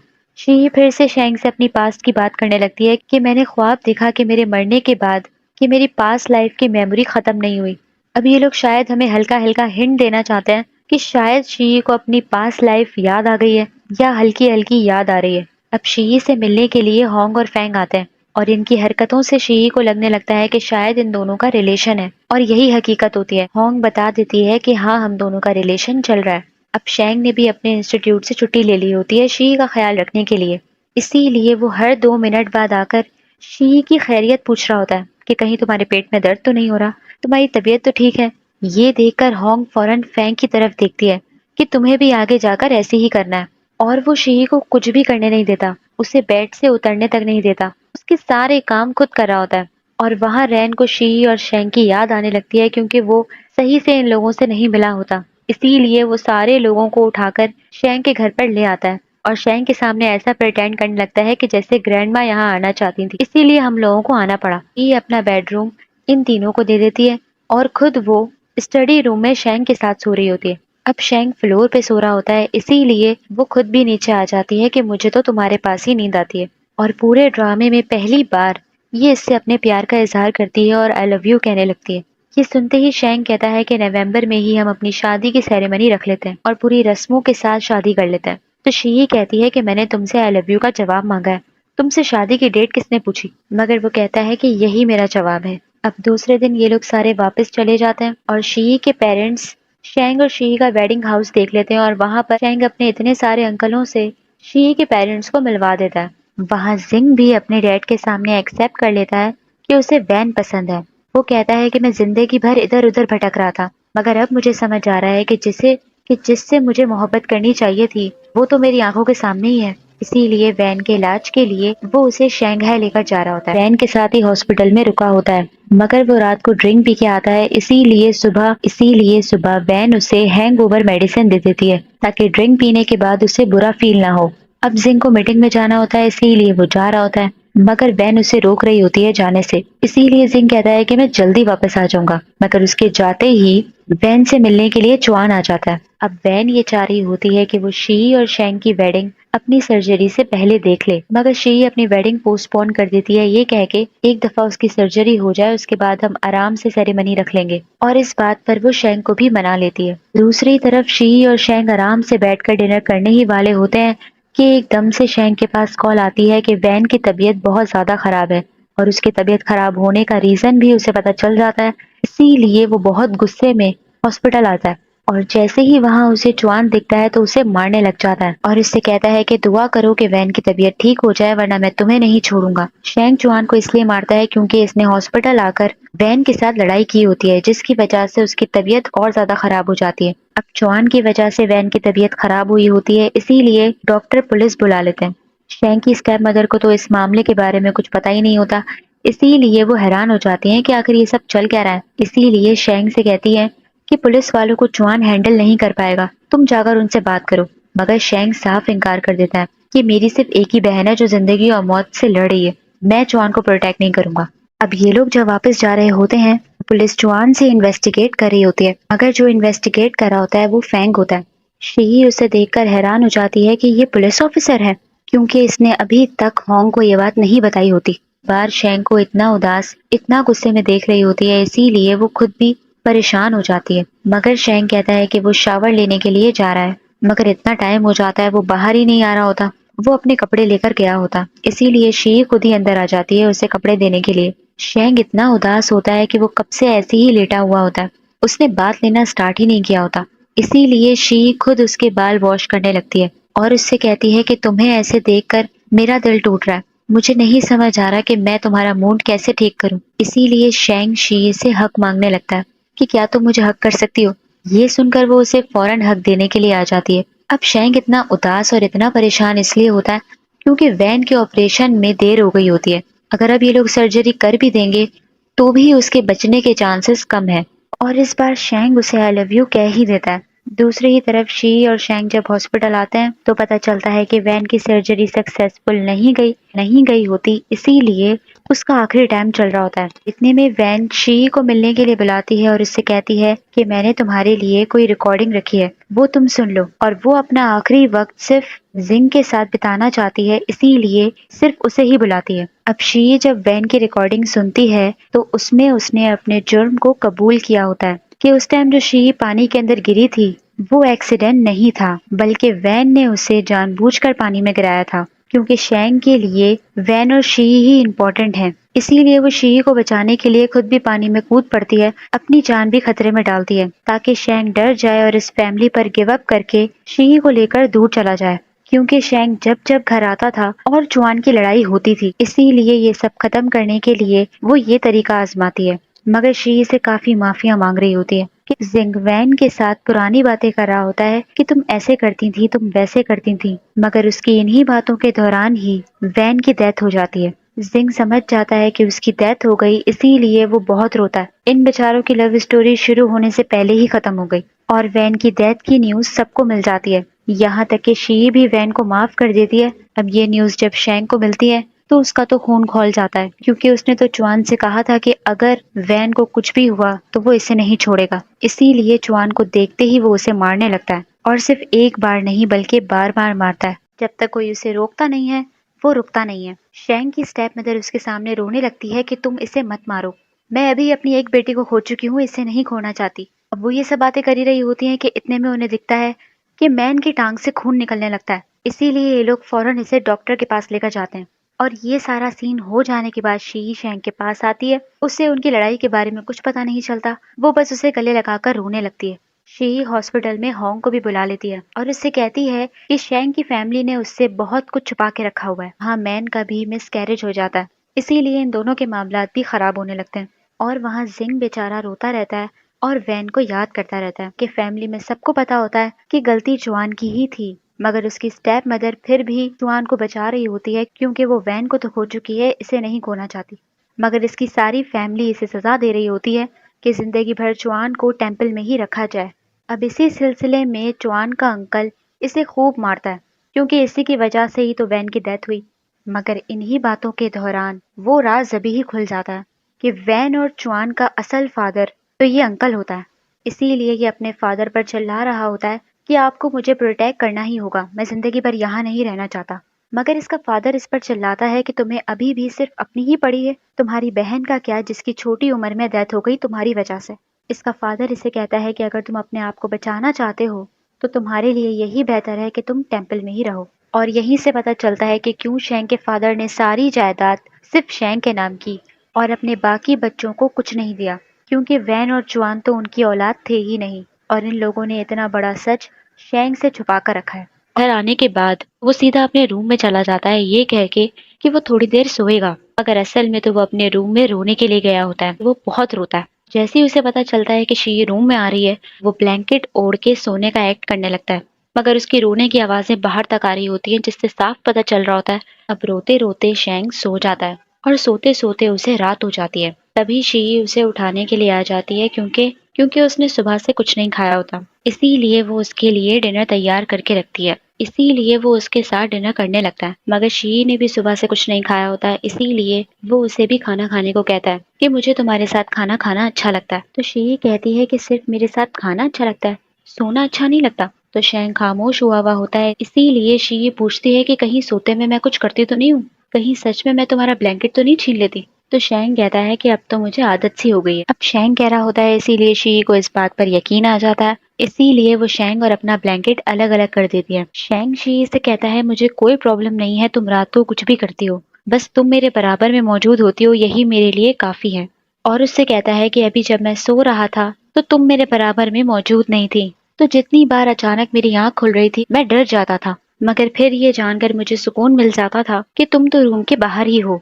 ये सुनकर शी बहुत खुश होती है और उसके पास से ब्लैंकेट हटा देती है और कहती है कि तुम्हें डरने की जरूरत नहीं है, तुम्हारी वाइफ तुम्हारे साथ है, और एक ही ब्लैंकेट में उसके साथ सोने लगती है। अब दूसरी ही तरफ शी और शेंग आज रात ग्रैंडमा के घर पर ही रुक जाते हैं और शी फिर से उसके साथ रोमांटिक होने लगती है और इन दोनों की किस होने ही वाली होती है कि इतने में फिर से कोई इन्हें इंटरप्ट कर देता है और इस बार रैन करता है। तो पहली बार शेंग को बड़ा गुस्सा आता है कि तुम नॉक करके नहीं आ सकते। तो रैन कहता है कि मुझे बाहर अकेले सोने में डर लग रहा है, इसीलिए मैं आप लोगों के साथ सोना चाहता हूँ। ये सुनते ही शेंग साफ इनकार करता है कि नहीं नहीं, तुम हमारे साथ नहीं सो सकते। मगर शी कहती है कि कोई बात नहीं, तुम शेंग के साथ रूम में सो जाओ, मैं बाहर जाकर सो जाती हूँ। ये सुनते ही शेंग शॉक हो जाता है और आज उसे जिंदगी में सबसे ज्यादा बुरा ये रैन लग रहा होता है। अब तरफ शी ग्रैंडमा के रूम में होती है उन्हें सुलाने के लिए, मगर वो बेदिहानी में वही सच शी के सामने खोल देती है कि वैन और चुआन का असल फादर उनका अंकल है और वो लोग शेंग के कजन हैं, ना कि उसके सौतेले बहन भाई। ये बात सुनकर शी शॉक हो जाती है। तो शेंग पहले ही रूम के बाहर खड़ा होता है और इनकी सारी बातें सुन लेता है। इसीलिए शी उससे पूछती है कि क्या तुम्हें इस बारे में मालूम था। तो पता चलता है कि शेंग को शुरू से ही इस सच के बारे में मालूम था, मगर ये शी को इस बारे में कुछ नहीं बता रहा था, क्योंकि ये नहीं चाहता था कि शी सोचे कि इसकी फैमिली कितनी कॉम्प्लिकेटेड है। मगर शी इसे गले लगाकर कहती है कि मुझे इन बातों से कोई फर्क नहीं पड़ता, मुझे किसी की परवाह नहीं, परवाह है तो सिर्फ तुम्हारी। अब दूसरे दिन ये दोनों वापस शंघाई आ जाते हैं और वहाँ शी शेंग की इंस्टीट्यूट आ जाती है उससे ये कहने के लिए कि मेरे फादर जिस कॉलेज के प्रोफेसर हैं वहाँ उन्होंने केमिस्ट्री का लेक्चरर बुलवाया था, मगर वो तो आ ही नहीं रहा, इसीलिए तुम्हें जाना होगा लेक्चर देने के लिए। तो शेंग फौरन मान जाता है और ये लोग जैसे ही कॉलेज पहुंचते हैं तो शी शेंग से कहती है कि लेक्चर देने के टाइम तुम बिल्कुल भी स्माइल मत करना, क्योंकि तुम्हारी स्माइल बहुत अट्रैक्टिव है। ये बात सुनकर शेंग स्माइल करने लगता है, इसीलिए वो उसे फौरन मना करती है कि नो स्माइल। वो भी जल्दी जल्दी अपनी क्लास खत्म कर रहा होता है इस सोच में कि शायद शी उसका नीचे वेट कर रही होगी, मगर इतने में शी उसके क्लास के बाहर आ जाती है। इसीलिए शेंग को थोड़ा बहुत और लेक्चर देने का मौका मिल जाता है। अब क्लास खत्म होने के बाद शी शेंग से कहती है कि तुम वहाँ लेक्चर देते हुए बहुत हैंडसम लग रहे थे, इसीलिए इनाम के तौर पर उसे किस करने लगती है। मगर इन दोनों को किस करता हुआ स्टूडेंट्स देख लेते हैं और फिर से इनकी सिचुएशन एम्बेरसमेंट में बदल जाती है। मगर जैसे ही वहाँ से स्टूडेंट जाते हैं शी फौरन शेंग का हाथ पकड़ लेती है। आज की रात ये दोनों शी के पेरेंट्स के घर पर ही रुक जाते हैं, क्योंकि इन्हें कल शेंग के घर जाना होता है, क्योंकि ग्रैंड माँ की बर्थडे जो होती है। अब शेंग शी के रूम में उसकी सारी बचपन की फोटोज देख रहा होता है, तो शी उसे अपने रूम में देखकर बहुत खुश होती है। और तुम्हें भी ऐसे ही लगा होगा जब मैं पहली बार तुम्हारी ग्रैंडमा के घर पे रुकी थी, क्योंकि वो घर तो तुम्हारे बचपन का घर है। मगर शेंग को वो बातें फील नहीं हुई होती, बल्कि इसे तो उस दिन पूरी रात नींद नहीं आई होती और वो शर्माते हुए नर्वस होते हुए कि उस दिन जब तुम मेरे बराबर में थी तो तुम्हारे पास से बहुत अच्छी खुशबू आ रही थी, तुम्हारे बालों में से, तुम्हारे कपड़ों में से, कि मैं पूरी रात डिस्ट्रैक्ट होता रहा। ये सुनकर शी फौरन उसकी गोद में बैठ जाती है और उससे कहती है कि क्यों ना तुम आज की रात दोबारा सही तरीके से खुशबू ट्राई करो। मगर वो कहता है कि हम तुम्हारे पेरेंट्स के घर पर हैं। मगर शी उसकी एक नहीं सुनती और उसे अपने साथ ले जाती है। दूसरे दिन ये दोनों जब नाश्ता करके आते हैं तो शी शेंग को जेलस करवाने के लिए और तंग करने के लिए कि पहले स्कूल में मेरा कोई क्रश था और मैं उसे इन स्टेयर्स पर भी ले आई थी अपने साथ। ये बातें करने के बाद वो पूछ रही होती है कि कहीं तुम जेलस तो नहीं हो रहे। तो शेंग कहता है कि मैं क्यों जेलस होने लगा, क्योंकि वैसे भी अब वो शख्स है ही नहीं तो मैं क्यों जेलस हूँ। मगर उसकी शक्ल से साफ लग रहा होता है कि वो कितना जेलस है और उससे पूछने लगता है कि कहीं तुम दोनों कपल तो नहीं थे। तो शी ये बात सुनकर आंखें चुराने लगती है। ये देखकर शेंग का मुंह बन जाता है कि तुमने तो मुझसे कहा था कि मैं तुम्हारा पहला बॉयफ्रेंड हूँ। अब शेंग को फुल जेलस करने के बाद वो कहती है मैं मजाक कर रही हूँ, तुम ही मेरे पहले और आखिरी बॉयफ्रेंड हो। अब ये दोनों जैन जियांग के लिए निकल पड़ते हैं शेंग के पेरेंट्स के घर। मगर वहां जाने से पहले शेंग उसे फैक्ट्री में ले आता है शी को ये बताने के लिए कि उसने अपनी तमाम जायदाद जो जो उसके फादर ने उसके नाम करी थी वो सारी जायदाद शेंग ने शी के नाम कर दी। ये सुनकर शी शॉक हो जाती है और कहती है कि अगर किसी दिन मैंने तुम्हारे साथ ब्रेकअप कर लिया और तुम्हारी सारी जायदाद पे कब्जा करके तुम्हें घर से बाहर निकाल दिया तो तुम क्या करोगे। तो शेंग कहता है कि फिर मैं क्या कर सकता हूँ, जैसे पहले जीता था केमिस्ट्री प्रोफेसर की तरह वैसे ही आगे भी जीऊंगा। तो शी कहती है कि अरे मेरे मासूम हस्बैंड, अगर तुम ऐसा नहीं चाहते तो तुम्हें मेरी सारी बातें माननी पड़ेंगी। अब दूसरी तरफ ये दोनों घर पहुंच जाते हैं तो तब तक शेंग अपनी शादी के इनविटेशन कार्ड्स खुद अपने हाथों से लिख रहा होता है। वो शी को नहीं दिखा रहा होता कि वो इनविटेशन कार्ड्स में क्या लिख रहा है, इसीलिए शी छुपकर देखने लगती है मगर वो सारे कार्ड छुपा लेता है। तो शी कहती है कि ये मेरी ही शादी के कार्ड हैं, क्या मैं इन्हें देख भी नहीं सकती। मगर शेंग कहता है कि वक्त आने पर तुम देख लेना। मगर फिर भी शी उसे बहलाने की कोशिश कर रही होती, मगर वो कहता है कि अब तुम्हारे पास सिर्फ 13 मिनट बचे हैं तैयार होने में। ये सुनते ही वो फौरन चली जाती है। मे भी इजी है। अब बच्चों की बात चली रही होती है, इसीलिए शेंग शी से शर्माता हुआ कहने लगता है कि क्या तुम बच्चे चाहती हो। तो शी कहती है कि हाँ। तो शेंग कहता है कि इस चीज के लिए आज का दिन परफेक्ट है। ये सुनकर शी फौरन शाय हो जाती है और उसकी बातों को इग्नोर कर देती है, मगर थोड़ी ही देर बाद उसे कहती है कि मैं रेडी हूँ।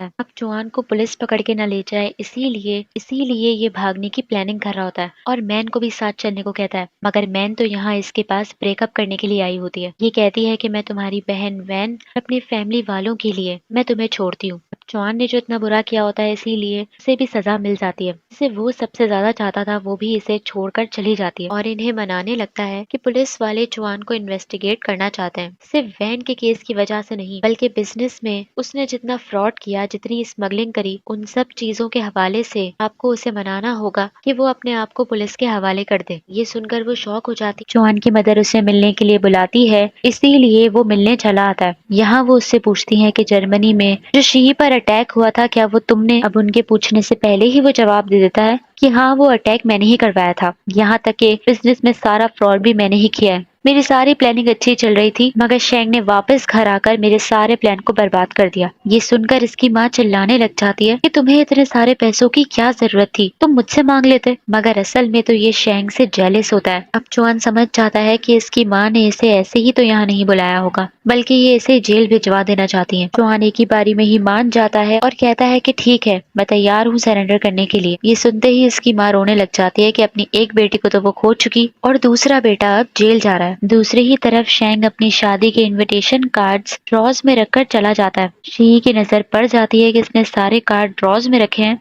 इसीलिए उसके जाते ही फौरन इनविटेशन कार्ड्स देखने लगती है कि आखिर शेंग ने कार्ड्स में ऐसा क्या लिखा है जो वो मुझसे छुपा रहा था। अब शी जब लेटर पढ़ती है तो उसमें उसने शी के लिए लिखा होता है कि शी ही मेरा प्यार और मेरी जिंदगी भर का साथ डिजर्व करती है। अब ये पढ़ते ही शी बहुत खुश हो जाती है कि डेरेक ही वॉशरूम में आ जाती है उसके पास और उससे कहती है कि मैं तुम्हें बहुत मिस करी थी। शेंग उसे देखकर कहता है कि क्या हुआ तुम्हें, एकदम से क्या हो गया। अब शेंग ने अपनी लैब जियान में खोल ली होती है कि अब ये वहीं जाके अपना काम करेगा, इसलिए शी कहती है कि मैं भी जियान में ही अपना स्टूडियो खोल रही हूँ ताकि वही मैं काम करूँ और इस तरीके से इन दोनों को एक दूसरे से दूर भी नहीं रहना पड़ेगा। अब शी उसे एडमायर किए जा रही होती है, उसके हाथों पे क्रीम लगा रही होती है। वो कहता है कि आज तुम्हें हुआ क्या है, तुम कुछ अजीब बिहेव कर रही हो। तो शी कहती है कि आज मुझे तुम पर और ज्यादा प्यार आ रहा है और उसे बताती नहीं है कि मैंने इनविटेशन कार्ड्स पढ़ लिए हैं। अब आज के दिन ग्रैंडमा की बर्थडे के साथ साथ कोई फेस्टिवल भी होता है, इसीलिए ये लोग वहीं जा रहे होते हैं और वहाँ चुआन सरेंडर तो कर देता है मगर जेल जाने से पहले वो कहता है कि मुझे ग्रैंडमा से मिलना है। फिर पता नहीं उनसे मुलाकात हो भी पाए या नहीं, तो इसकी माँ इसकी ये बात मान जाती है मगर चुआन के इविल दिमाग में कोई और ही प्लानिंग चल रही होती है। अब यहाँ ये दोनों फंक्शन में आ जाते हैं और ग्रैंडमा और सारे लोग फंक्शन में मौजूद होते हैं और चुआन की मदर उसे उस फंक्शन में ले आती है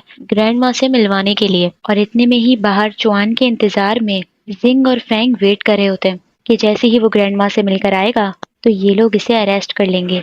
मगर चुआन तो यहाँ ग्रैंड माँ से मिलने के लिए आया ही नहीं होता। उसका यहाँ आने का मकसद तो शेंग के पास पहुंचना था। वो तो यहाँ शेंग से बदला लेने के लिए आया होता है और शेंग को नुकसान पहुंचाने का जरिया उसे मिल जाता है और वो है शी। वो शी पर चाकू रखकर खड़ा हो जाता है और सारे लोगों को कमरे से बाहर जाने का कहता है सिवाय शेंग के। अब चौहान इतना सीरियस हुआ हुआ होता है तो शेंग डर जाता है कि वो कहीं सच में शी को नुकसान ही ना पहुंचा दे। इसीलिए रैन से कहता है कि सबको लेकर यहाँ से बाहर जाओ। अब चौहान अंकल को ऑर्डर देता है कि शेंग के हाथ बांध दो। ये लोग सारे शौक होते हैं कि आखिर ये चाहता क्या है। अब वो चौहान की बात मान लेते हैं, शेंग के हाथ बांध कर कमरे से चले जाते हैं। मगर कमरे के बाहर भी चौहान लॉक लगाने को कहता है। चौहान का मकसद पुलिस से बचकर भागना नहीं था। जब भी वो यहाँ अपने आप को कमरे में लॉक कर लेता है शेंग के साथ, क्योंकि वो इन दोनों में से किसी एक को मारने के लिए आया होता है कि मैं खुश नहीं हूँ, मेरे पास से सब छिन गया तो शेंग कैसे खुश है। कर पता चलता है कि उन अंकल ने शेंग की रस्सी बहुत ही लूज बांधी होती है। इसीलिए शेंग भी बड़ी चालाकी से चौहान के करीब आने लगता है ताकि जैसे ही वो शी के पास से चाकू हटाए तो ये उसे पकड़ ले। और ऐसा ही होता है, जैसे ही वो शी के पास से चाकू हटाता है शेंग उसे धक्का दे देता है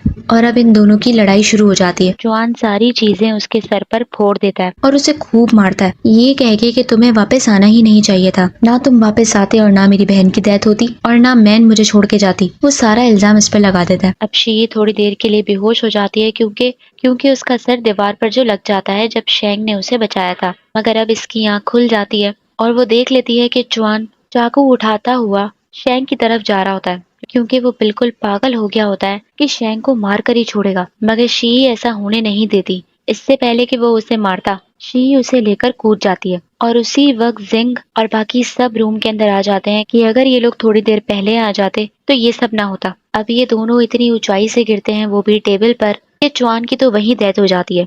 इसीलिए उसकी माँ रोने लग जाती है कि हमारे दोनों बच्चों की डेथ हो गई। और शी और शेंग तो हॉस्पिटल में होते हैं, 3 दिन से बेहोश होते हैं। इन दोनों में से किसी को अभी तक होश नहीं आया होता।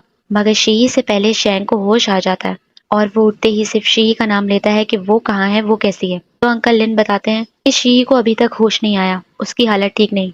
ये सुनकर ही वो फौरन शी के पास जाने लगता है, जबकि इसकी खुद की हालत खराब होती है। मगर ये फिर भी अपनी एक फिक्र नहीं करता और उठकर शी के कमरे में आ जाता है और शी की ये हालत देखकर रोने लग जाता है, क्योंकि वो जितना शी को अपने फैमिली ड्रामों से दूर रखना चाहता था उतना ही वो इन सब चीजों में फंसी। और अभी कुछ पता नहीं होता कि उसे कब होश आएगा। मगर वहाँ शी की फैमिली पहले से मौजूद खड़ी होती है और शी की हालत पर वो शेंग को कसूरवार कह रहे होते हैं। और शी का अंकल कहता है कि वो ऐसे कैसे ऊपर से नीचे गिर गई। इतने में ही डॉक्टर आकर शी की कंडीशन बताता है कि शी कोमा में चली गई है। अब या तो वो 1 हफ्ते में उठ जाएगी या तो शायद कभी ना उठे। ये सुनकर तो शी की फैमिली को शेंग पर और गुस्सा आता है और शी का फादर कहता है कि हम शी को लेकर शंघाई जा रहे हैं और वहीं के हॉस्पिटल में शिफ्ट करवा देंगे। शेंग कहता भी है कि मैं अरेंजमेंट्स करवा देता हूँ, मगर वो मना कर देता है कि अब तुम शी के मैटर्स से दूर रहो। को शी से मिलने तक नहीं देते और शी को उठाकर अपने साथ ले जाते हैं। मगर शेंग के लिए तो खुद से ज्यादा इम्पोर्टेंट शी ही है, वो उसके बगैर रह ही नहीं सकता। इसीलिए वो घर आते ही अपना सामान पैक करके शंघाई के लिए निकलने लगता है और सबको मना कर देता है कि कोई उसके पीछे ना आए। और शंघाई आने के बाद जब वो अपने घर आता है तो पूरा घर उसे शी की याद दिलाने लगता है। पूरे घर से लेकर बेडरूम तक उसे सिर्फ शी की याद आती रहती है, क्योंकि ये उससे मिल जो नहीं पाया था। तो शेंग शी से मिलने के लिए हॉस्पिटल आ जाता है और बड़ी ही खुशी से वो उससे मिलने के लिए उसके रूम में जाने ही लगता है कि शी की आंटी उसे रोक देती है और उसे मना करती है कि तुम शी से नहीं मिल सकते, क्योंकि शी की इस सिचुएशन के बाद शी के पेरेंट्स चाहते हैं कि अब तुम दोनों अलग हो जाओ, इसीलिए अब तुम चुपचाप उसकी जिंदगी से चले जाओ। मगर शेंग जाने के बजाय वही बेंच पर बैठने लगता है। तो वो कहती है चाहे तुम पूरी रात भी यहाँ क्यों ना बैठे रहो, फिर भी हम तुम्हें शी से मिलने नहीं देंगे। और यही बात वो शी की माँ को आकर बताने लगती है, क्योंकि अब काफी टाइम हो जाता है शेंग जाने का नाम नहीं ले रहा होता, वो बाहर ही बैठा रहता है। इसीलिए शी की माँ उससे खुद बात करने के लिए आ जाती है कि यहाँ बैठे रहने से कोई फायदा नहीं होगा। शेंग कहता है कि अगर आपको मेरा यहाँ बैठना बुरा लग रहा है तो कोई बात नहीं, मैं हर 1 घंटे बाद सिर्फ 10 मिनट के लिए ही यहाँ आकर बैठ जाऊंगा, मगर मैं आऊंगा जरूर, क्योंकि मैं शी को छोड़कर नहीं जा सकता। मगर वो कहती है कि इन सब चीजों से कोई फायदा नहीं होने वाला। अब शी की माँ को तो नहीं पता होता कि इन दोनों ने शादी कर ली है, इसीलिए वो इसे शी से अलग कर रही होती है। इसीलिए शेंग को सच्चाई बतानी ही पड़ती है कि मैंने और शी ने शादी कर ली है। शी की माँ ये सुनकर शौक तो होती है, मगर कहती है कि कोई बात नहीं, तुम उसे डिवोर्स देने की तैयारी करो।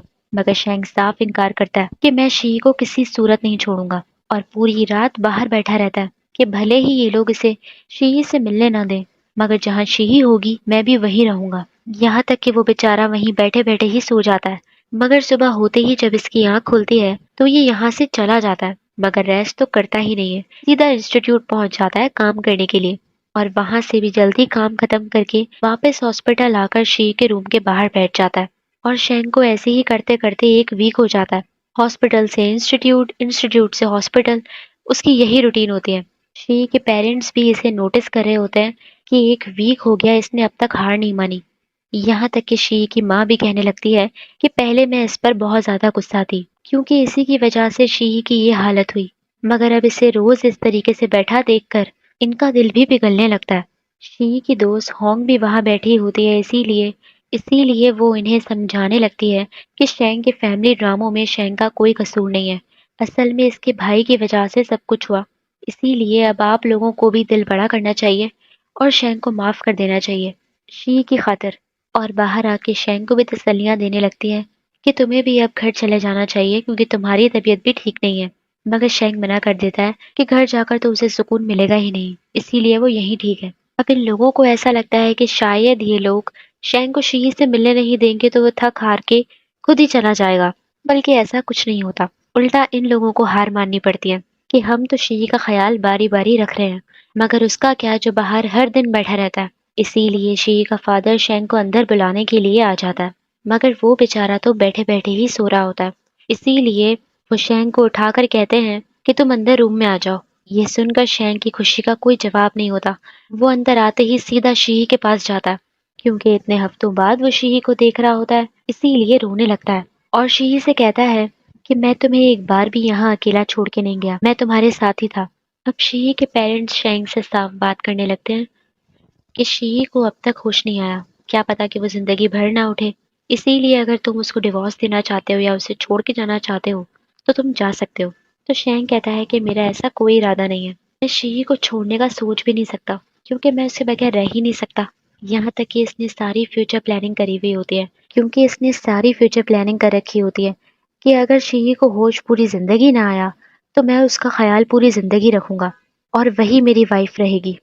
मगर इससे पूरी उम्मीद होती है कि शी को एक ना एक दिन जरूर होश आ जाएगा। शी की मदर इसकी बातों से पिघल जाती हैं, मगर फिर भी कहती है कि तुम्हारी वजह से ही मेरी बेटी की यह हालत हुई, इसीलिए इतनी आसानी से मैं तुम्हें माफ नहीं कर सकती।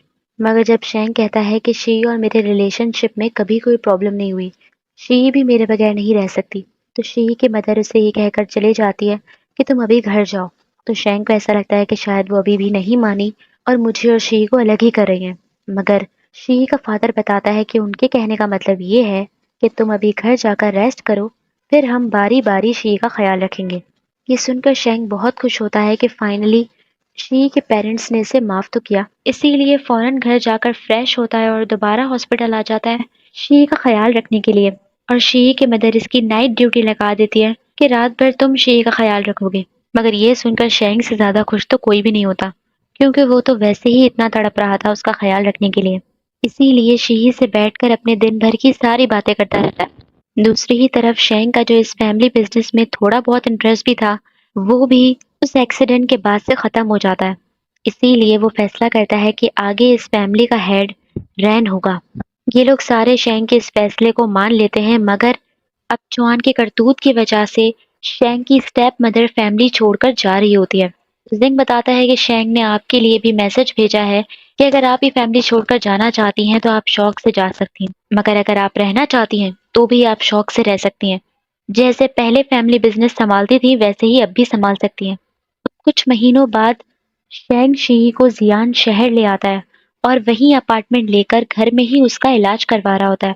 अब शेंग जब बुक सेट कर रहा होता है तो उसके अंदर उसमें उसे शी की डायरी मिल जाती है, जिसमें उसने हिस्ट्री की शेंग के बारे में लिखा हुआ होता है। पूरी कहानी नहीं लिखी होती, बल्कि सिर्फ उतना ही लिखा होता है जितना उसे शुरू से मालूम था। अब ऐसे ही कुछ दिन बीत जाते हैं और शेंग शी की डायरी पढ़ता रहता है। शी ने उसके अंदर उस पोयम के बारे में भी लिखा हुआ होता है जो उसने लाइब्रेरी की वॉल पर लिखी थी, कि हिस्ट्री की शी ने भी यही पोयम लाइब्रेरी की वॉल पर लिखी थी। मगर वो पूरी नहीं लिख पाई थी। इस बात को पढ़ के शेंग को याद आता है कि शी ने भी वो पोयम पूरी कंप्लीट नहीं करी, इसीलिए वो उसी वक्त एक दिन के लिए वापस अपने घर जाने लगता है ताकि वो पोयम कंप्लीट कर दे। और इसी तरीके से कुछ और महीने बीत जाते हैं और शी को होश नहीं आता। मगर एक दिन शेंग रेस्टोरेंट में बैठा होता है तो इसके पास डॉक्टर की कॉल आती है और वो इसे बताते हैं कि शी के हाथ मूव हुए हैं। तो ये सुनकर शेंग की खुशी का कोई जवाब नहीं होता और वो दौड़ा चला आता है घर शी से मिलने के लिए। वो बेचारा इतना खुश होता है, मगर जैसे ही वो शी से मिलता है तो उसकी सारी खुशी खत्म हो जाती है क्योंकि शी की कंडीशन अभी तक ठीक नहीं हुई होती। और डॉक्टर से पूछता है कि आपने तो मुझे कहा था कि शी को होश आ गया है। मगर डॉक्टर कहता है कि शायद नर्स को कोई गलतफहमी हो गई होगी। ये सुनकर शेंग को इतना गुस्सा आता है कि वो डॉक्टर पर वहीं चिल्लाने लगता है कि आखिर शी की कंडीशन ठीक क्यों नहीं हो रही, और पूरी रात परेशान रहता है कि इतना वक्त गुजर गया मगर शी को अभी तक होश नहीं आ रहा। मगर दूसरे दिन सुबह नर्स आकर शेंग को खुशखबरी देती है कि शी को होश आ गया है और इस बार सच में आया है। ये सुनकर शेंग दौड़ा चला आता है शी के पास तो शी को सच में होश आ गया होता है।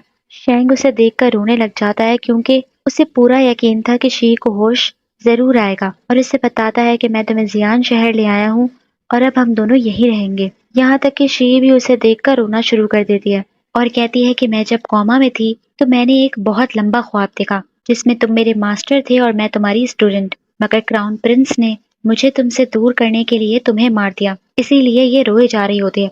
मगर शेंग कहता है कि कोई भी मुझे तुमसे दूर नहीं कर सकता। अब दूसरी तरफ शी की तबीयत जब थोड़ी बेहतर होती है तो शेंग उसके लिए नूडल्स बनाकर लेकर आता है, मगर वो बहुत सादे होते हैं और शी को सादा फूड नहीं पसंद होता, इसीलिए वो कहती है इसमें अगर थोड़ा सॉस हो जाता तो। मगर वो कहता है कि तुम्हारे लिए स्पाइसी फूड अभी बेहतर नहीं है, इसीलिए अभी तुम्हें इसी से काम चलाना होगा। मगर वो नखरे कर रही होती है, इसीलिए शेंग खुद ही नूडल्स खाने लगता है कि अगर तुम्हारा दिल नहीं चाह रहा तो कोई बात नहीं, मैं खा लेता हूँ। मगर शी को इतनी भूख लग रही होती है कि वो उससे कहती है कि कुछ मेरे लिए भी छोड़ दो, तो वो खुद अपने हाथों से उसे खिलाने लगता है। अब दूसरे ही तरफ बर्फबारी हो रही होती है, इसीलिए शेंग शी को उसी जगह ले आता है जहाँ वो बैठकर उसकी डायरी पढ़ा करता था, और शायद ये जगह शी और शेंग के पिछले जन्म से रिलेटेड है।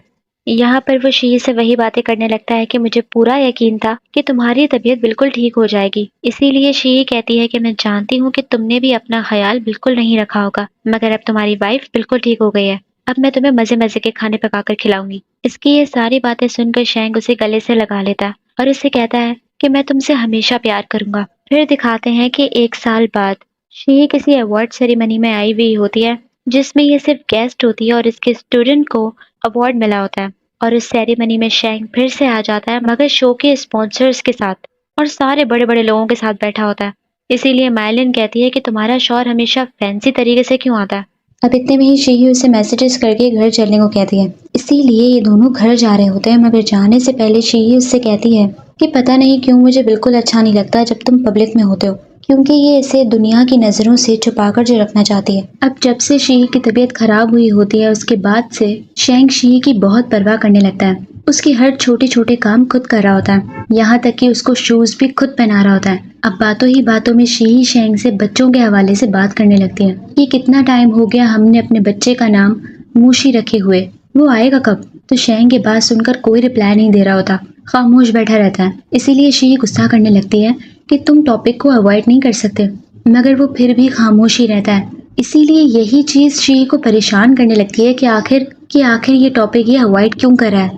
तभी रात को उससे पूछने के लिए आ जाती है कि आखिर तुम टॉपिक अवॉइड क्यों कर रहे हो। तो बहुत बार पूछने के बाद वो बताता है कि मैं तुम्हें हॉस्पिटल में अब नहीं देखना चाहता, मैं पहले ही तुम्हें बहुत तकलीफों में देख चुका हूँ, अब मैं तुम्हें और तकलीफों में देखना अफोर्ड नहीं कर सकता, इसीलिए मना करता है कि अभी मेरे बच्चे का कोई प्लान नहीं है। मगर शी जिद कर रही होती है कि मेरा प्लान है, फर्ज करो कि हम दोनों में से पहले किसी की डेथ हो गई तो कम से कम हमारे बच्चे होने चाहिए जो हमारे जीने की वजह बने। और यही सारी इमोशनल बातें करके उसे मना लेती है और फौरन उसे अपने साथ रूम में ले जाती है। अब दूसरे दिन सुबह शेंग बच्चों के हवाले से सारी रिसर्चेस कर रहा होता है। शी कहती है कि अगर मैं थोड़ी देर और लेट आती तो तुम तो स्कूल और टेक्स्ट बुक्स तक पहुंच जाते, मगर वो कहता है कि मैंने सारी रिसर्चेस कर ली हैं ताकि आगे तुम्हारा अच्छे से ख्याल रख सकूं। अब दूसरी तरफ शी और शेंग फाइनली शादी की डेट फाइनल कर लेते हैं और कल ही इनका वेडिंग डे होता है, इसीलिए शी शेंग को मनाकर जैन जियांग ले आती है, क्योंकि शी के एक्सीडेंट के बाद से वो यहाँ आना ही नहीं चाह रहा था। मगर शी कहती है कि जो हो गया सो हो गया।